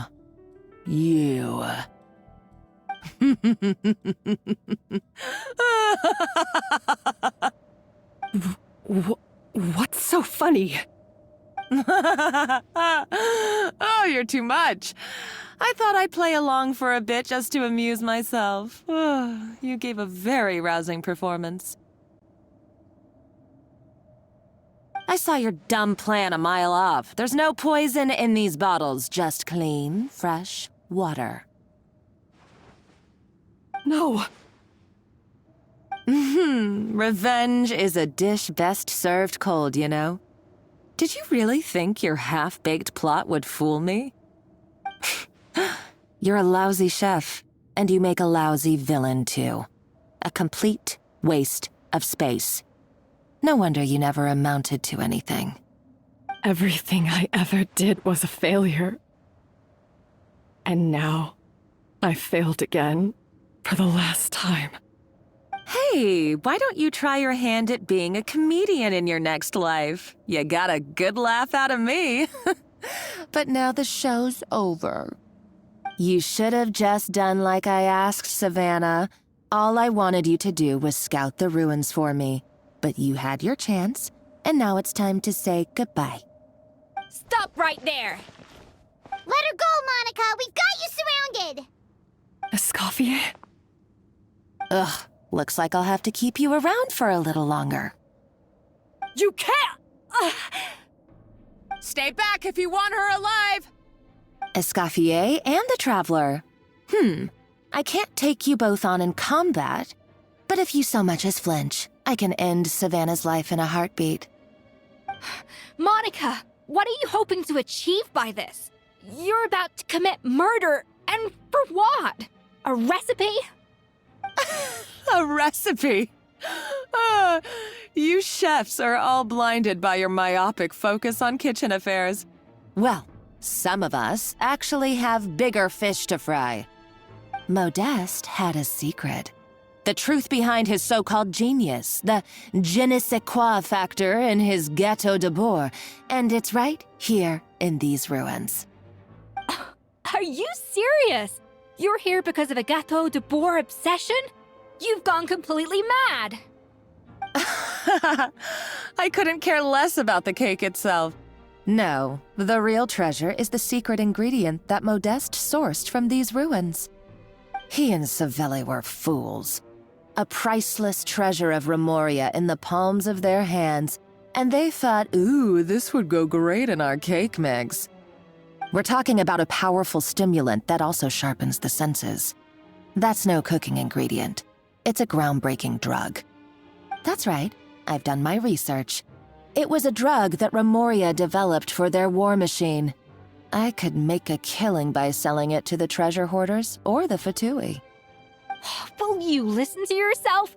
You're completely delusional.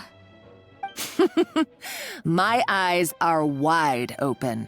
Just wait till I get my hands on this treasure.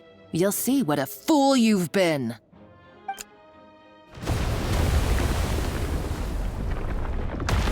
Wait, what's that sound? Just when I thought she couldn't get any crazier. She's lucky the whole place didn't collapse. Uh-oh, Savannah's gone too! Monica must have taken her. Oh, what a coward. She's only taken her hostage because she knows that she's no match for you. That's true. Even if she finds the treasure, she'll need Savannah alive if she wants to get out of here in one piece.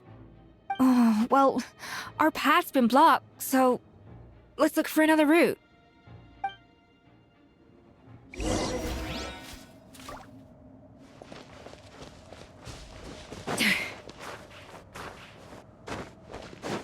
The water looks pretty deep here. Maybe it leads somewhere.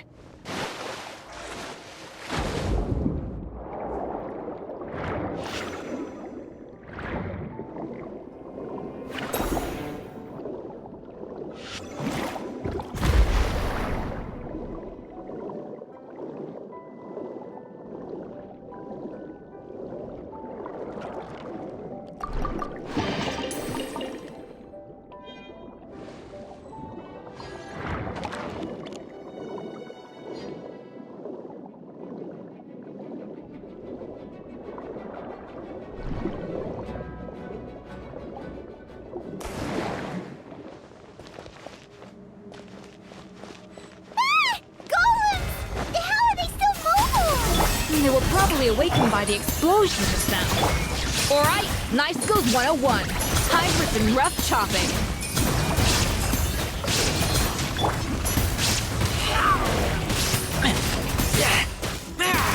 Get back!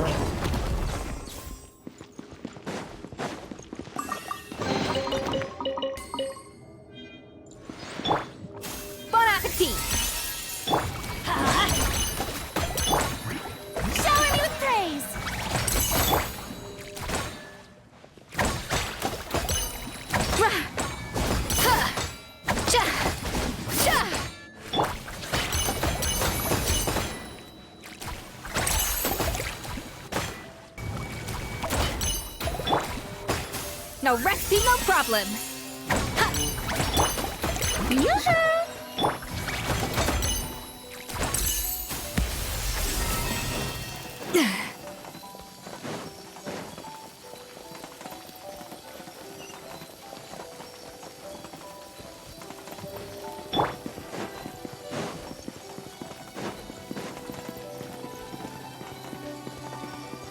Another door? Guess we need to prepare another feast for our guests.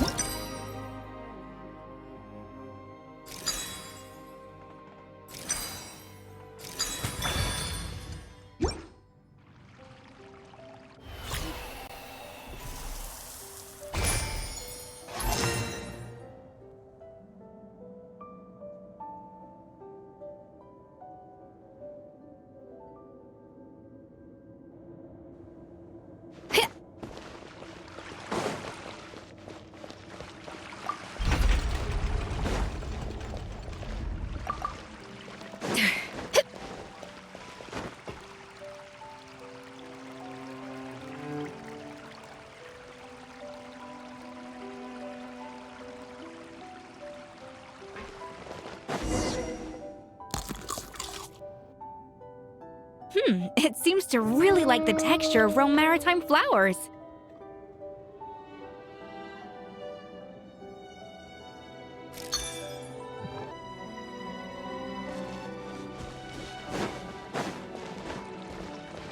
Off to the freezer!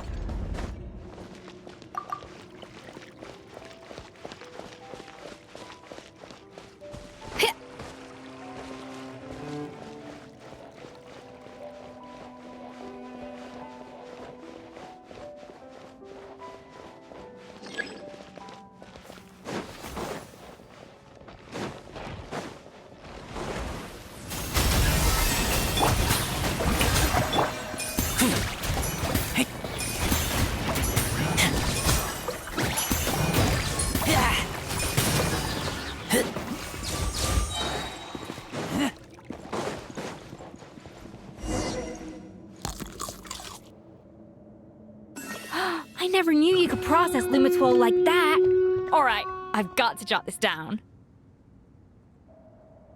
Lumitwols and maritime flowers. This could open the door to a whole new world. Yep, that's literally the plan. Wait, hold on. Which door are you talking about?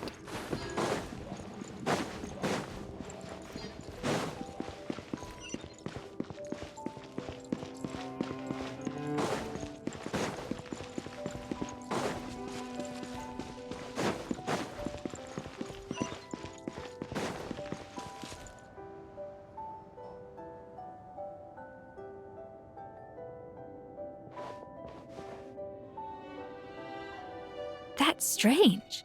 These don't look Grimoirian to me. More like last century Fontaine. Adventurers from last century Fontaine, huh? Oh, Modeste and Savelli, do you think they camped here?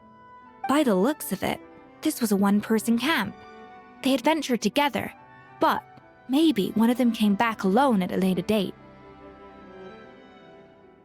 Huh, you really think so? Trust our adventurers' instincts. We're pros at this stuff, just like you're a pro in the kitchen. Okay, well, the Traveler has more adventuring experience overall, but Paimon's definitely a pro rummager from all those treasure chests. Darn it! Paimon was just about to show off her rummaging skills! Huh, no kidding.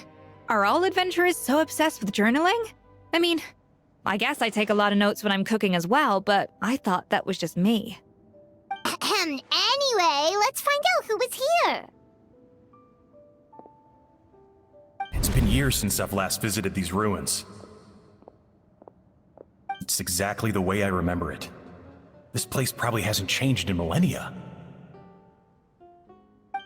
Sadly, up above, on dry land, everything has changed. The treasure of Remoria. That's what we used to call it. Modeste was right about its potential. It turned Gateau de Boer into a national sensation. Our limited stock of the substance meant that the Gateau could only be produced on a small scale, but this only drove up the popularity all the more. Modeste was right about that too. He predicted all of it. He was praised as a genius, while I, as the one person who'd ever disagreed with him, was labeled a talentless fool. Modeste tried his best to console me, but I knew better than anyone just how great the gulf was between us. Our conversations grew scarce, and we saw less and less of each other. I didn't fight it.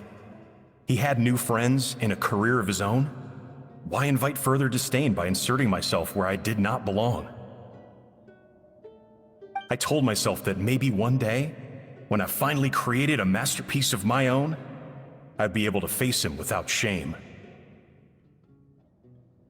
Or maybe one day, when I've put these feelings of self-loathing behind me, I'd be able to ask him with a smile on my face, how about we go on one more adventure, for old time's sake? Unfortunately, that day will never come. I always thought it was just a legend.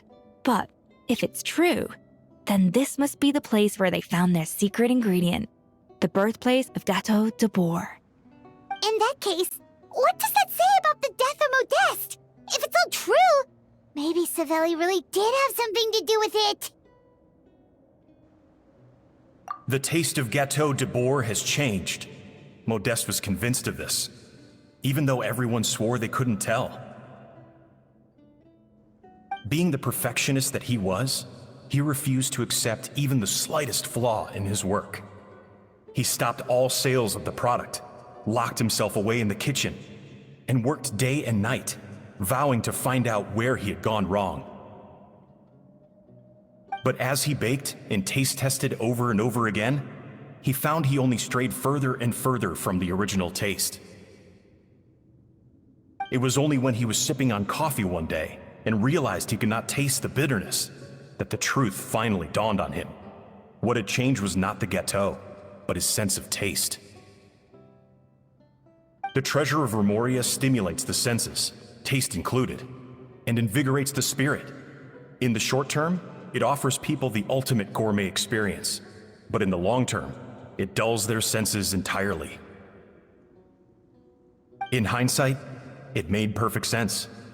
After all, why would a culture that sought liberation from the constraints of their bodies care for the loss of their senses? But we realized it too late. We were just too late. Over the course of his many culinary experiments, Modeste exhausted the remaining supply of the treasure of Remoria. He consumed it all himself. The finest culinary talent of his generation now faced a future in which he would never be able to taste anything ever again. Finally, in despair, he took his own life. And because we had become estranged, I cannot be there to stop him, to offer some words of comfort, or even to say goodbye. Yet despite everything, he sent me his final letter. The treasure of Remoria? Guess Monica was really onto something. It really was a kind of drug. So, Modeste chose to end his own life. Then, why all the rumors that Savelli murdered him? Also, neither the Codex nor any other contemporary records make any mention of the treasure of Remoria. It's almost as if someone deliberately erased it from history. Modeste told me everything in his final letter. His was a tale of how even a genius could fail, and how much more devastating it is when it happens. Did he hope I would gain some personal catharsis from knowing the truth? Or maybe he wished for me to warn the public about the dangers of Gâteau de Bourg, proving that I had been right all along. But if the public ever learned how Modeste's greatest triumph became his undoing, his fall from grace would be swift and merciless.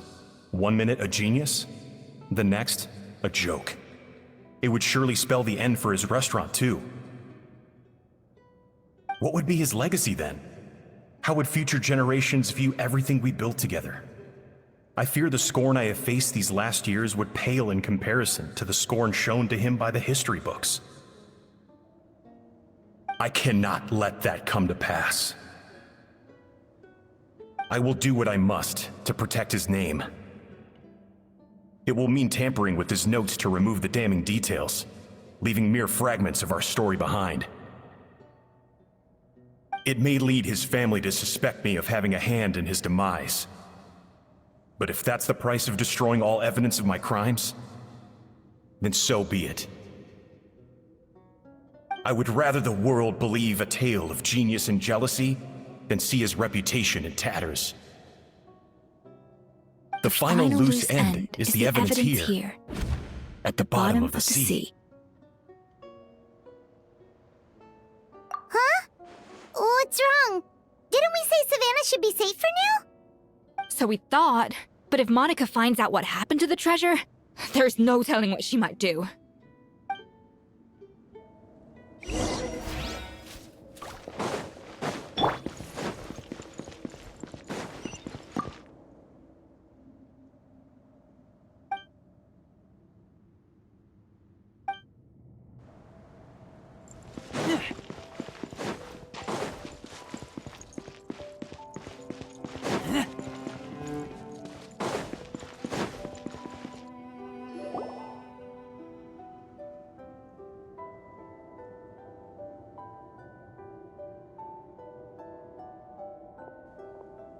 The treasure of Remoria.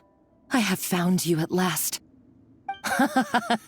Savelli, you tried your best to bury the truth, but you underestimated the children of Modeste. Some fragments of his diary escaped your clutches, and we have held on to them for generations. But I have to thank you too, Savannah. Without your help retrieving the Codex, and with it the last piece of the puzzle, I may never have found this place. But now, finally, the secret to Remoria's military might is within my grasp. The treasure of Remoria is mine! Oh. It's empty. It's empty? Monica? Oh, we were seconds too late. Escoffier? What's the deal with that jar? Oh, Savelli's final act. He wanted to conceal the secret of the treasure forevermore and make sure it would never harm anyone again. So he came here after his friend's death and destroyed every last shred that remained. This can't be happening. All the years I spent piecing together the truth. All my painstaking planning. All that for an empty jar? Monica, don't do anything stupid. This ruin is more dangerous than you realize. Oh, shut your pie hole! Praise be to Lord Remus. You barbarian shall be slain.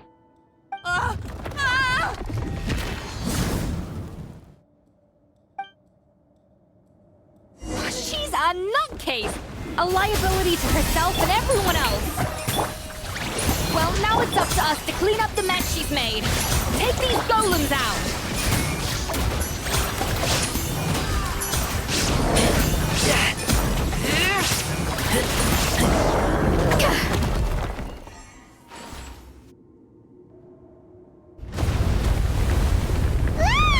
Why is this place still shaking?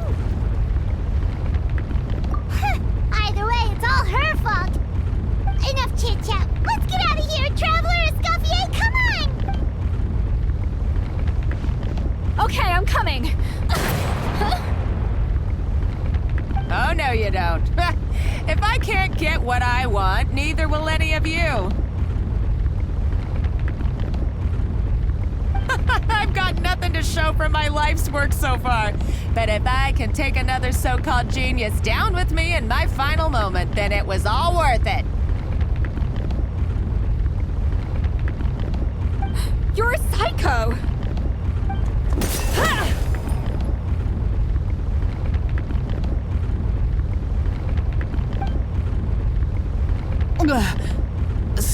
Savannah? Oh, when did you wake up?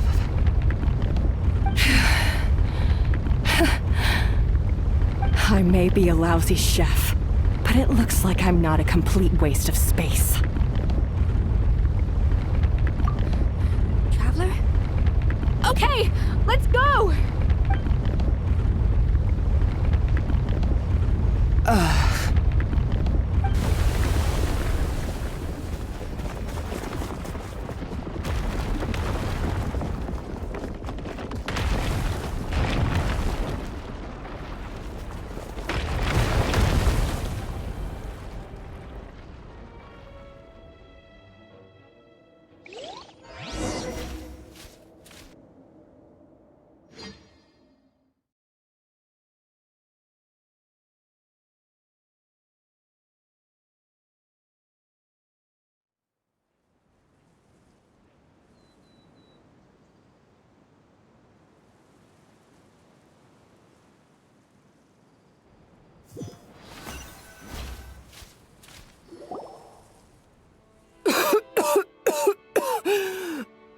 Escoffier!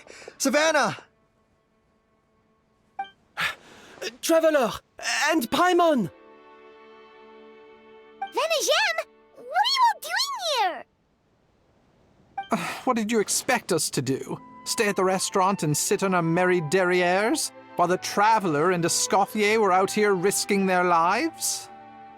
We had to do something. Even though that something ended up being, well, waiting for you here instead. I don't deserve any of you. And I certainly don't deserve to be your head chef. It was my fault Escoffier had to leave. Then I couldn't live up to her standards. I acted like a tyrant in the kitchen. And now I almost got myself killed.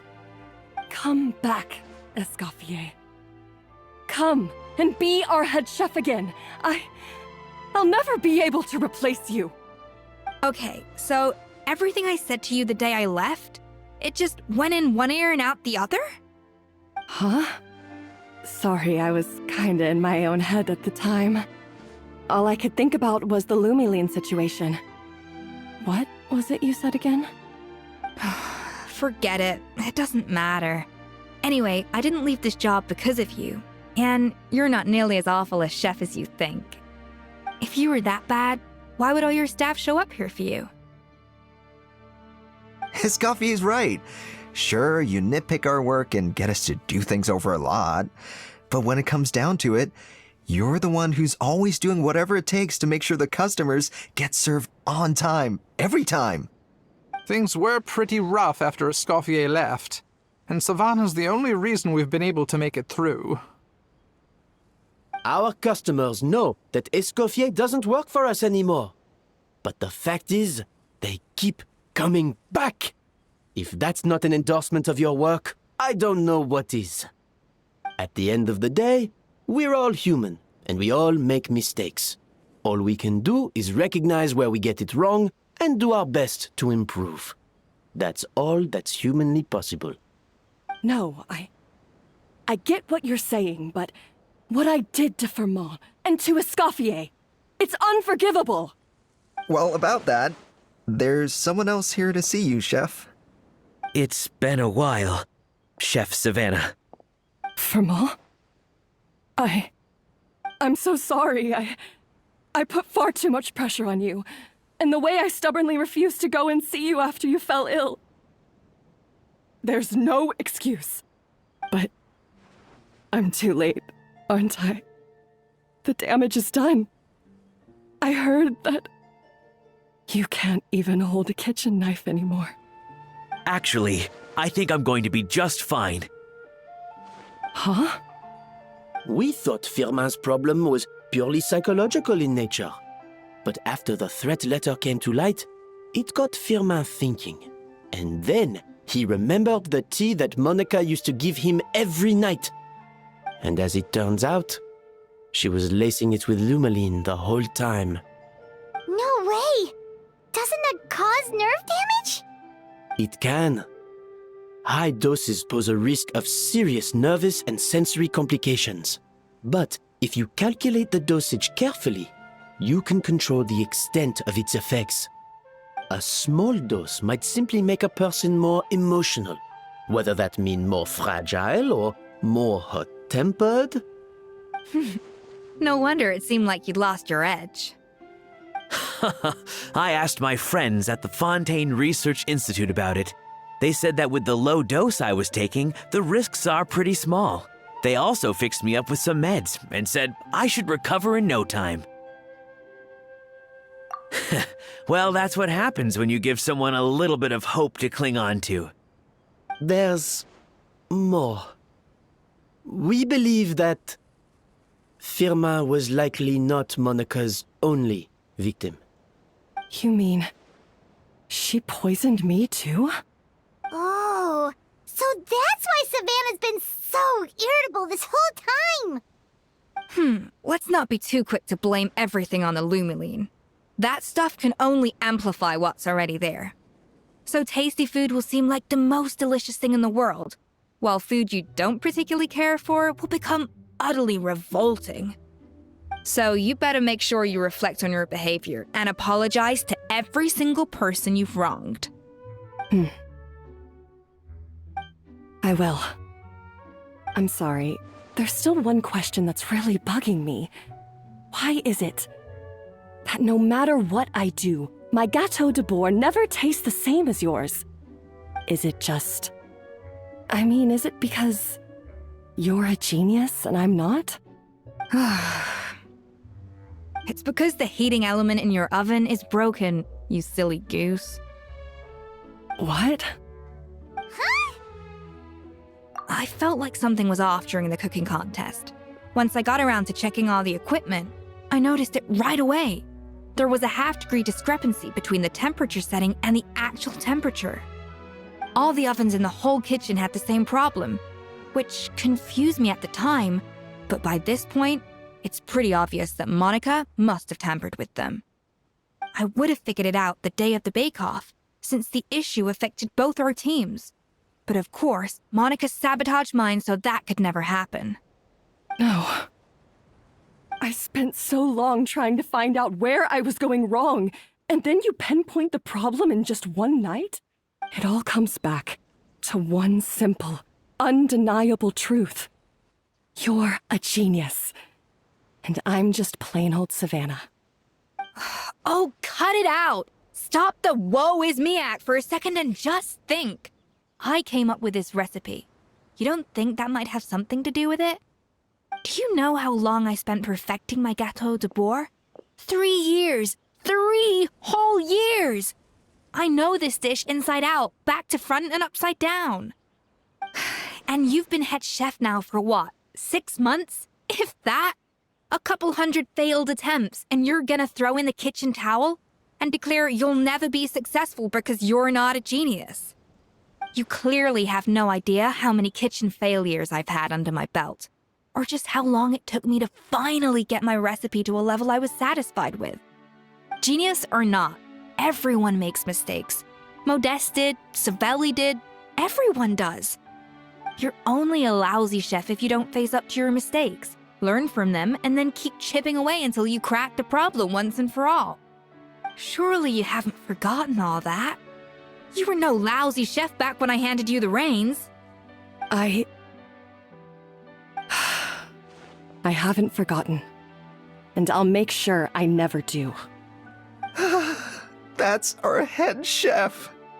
Haha! Sounds like we won't need another changing of the guard in the Hotel de Bord kitchen anytime soon. Huzzah! Aw, what a perfect ending to a crazy journey. Look how happy everyone is. So you got your mojo back now? Yeah. Thanks to you, Escoffier. In fact, no. Thanks to all of you. Aw, friends again. So nice to see them finally settle their beef. Good. So now that's out of the way. It's time for payback.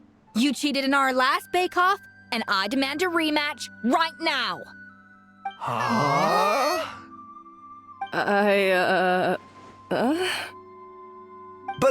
But that was mostly Monica's fault, wasn't it? Right. And also, does it have to be right now? Savannah's only just got her mojo back, and you barely escaped from a death trap. No excuses. This is a cooking contest between 2 top chefs, and nothing will stand in its way. So grab your spatula and get ready, because this rematch is happening today, right now, this instant. Hey, so, this whole time you were salty about losing? The second cooking contest commences now! This time, no more games, and no holding back!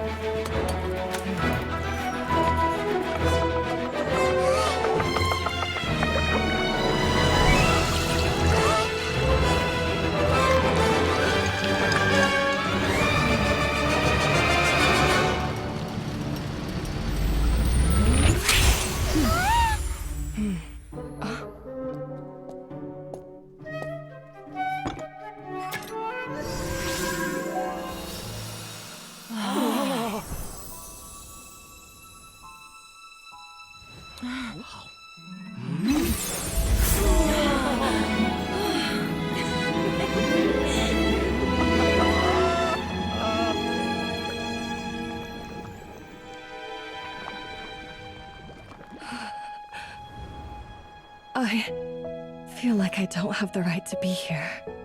Hey, what are you so afraid of? You can't unbake it now.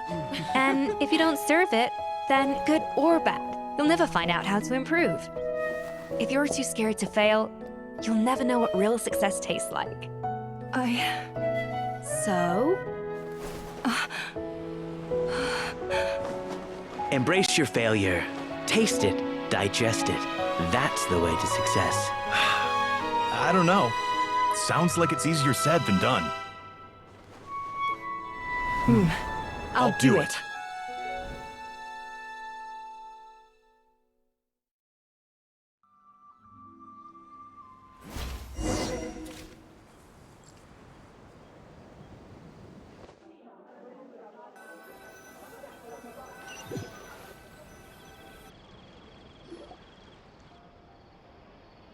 The results are in! A landslide victory for Escoffier! Quite rightly, too. Piece of cake.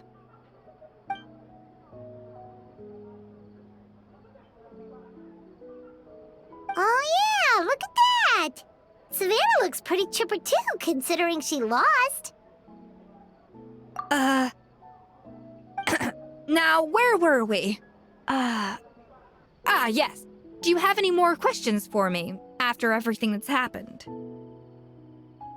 I thought Navia would have filled you in.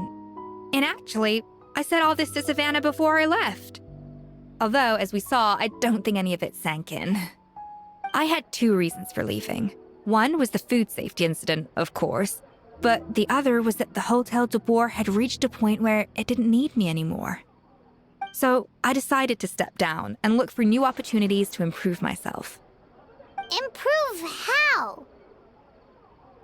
Well, a while back, I got to know a fellow chef from Liyue, and in her, I saw so many new possibilities. She has that same adventurous spirit that Modeste and Sibeli had in their youth. Slime mucus, lizard tails. With her, nothing's off the table. There's a whole world of new flavors out there waiting to be explored, hiding away in ingredients we overlook. Case in point, remember those Romaritime flowers down in the ruins? I used them in the cooking contest just now. Did you taste the difference? What? Paimon didn't notice at all! Half of the art of cooking is dissecting the recipes of previous chefs and figuring out the exact constellation of elements that gave their work its signature taste. And the other half, it lies in freeing yourself from the confines of the kitchen. You've got to go out and explore the endless possibilities out there. Uh-oh. Paimon's suddenly not sure she wants to try your cooking anymore.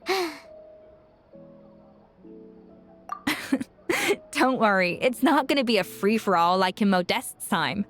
Before I put anything into my food, I'll obviously do my research, make sure it doesn't contain any harmful substances. In the meantime, take this. It's a recipe for Petit Gâteau de Boer revised version. I tweaked it to suit your needs as busy adventurers. Hope you enjoy, and remember, feedback is always welcome. All right! So, do you ever see yourself returning to Hotel de Boer? Oh, of course. I've already promised Vanishem that I'll come back every once in a while to make sure the quality of the food remains at an acceptable level. You know, Paimon's still a little disappointed that we never got to see the treasure of Remoria. Surely Monica wouldn't have gotten drawn in so deeply if it wasn't for all the mystery surrounding the original Gâteau de Boer. She practically dedicated her life to finding the lost pieces of Modeste's diary. Then went to all that trouble to infiltrate the Hotel de Boer. And in the end... Since you mentioned the treasure, between Modeste's writings and what we saw in those ruins, I think I may have figured out the truth. The so-called treasure of Remoria was most likely a substance that the Remorians extracted from Lumitoiles, better known to us as Lumiline. Huh? So then, why all the hype back in the early days of Gâteau de Boer?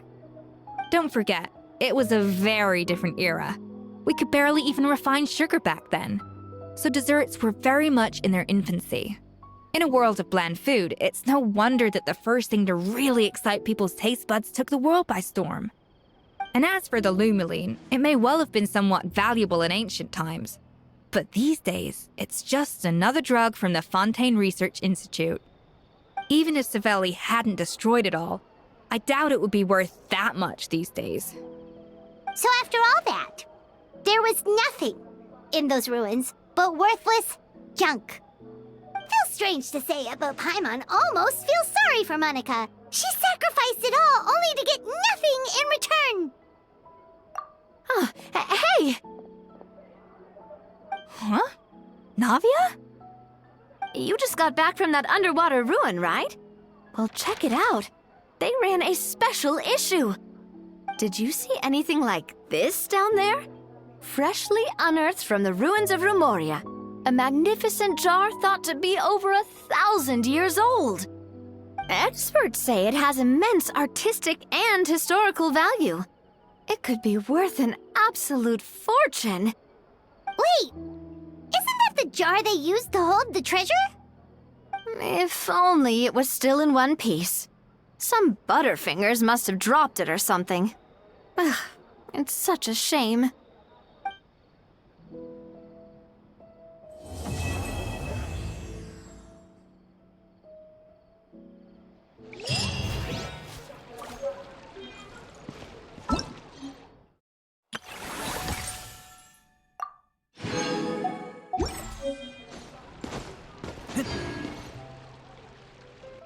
Okay, so thank you for watching the video.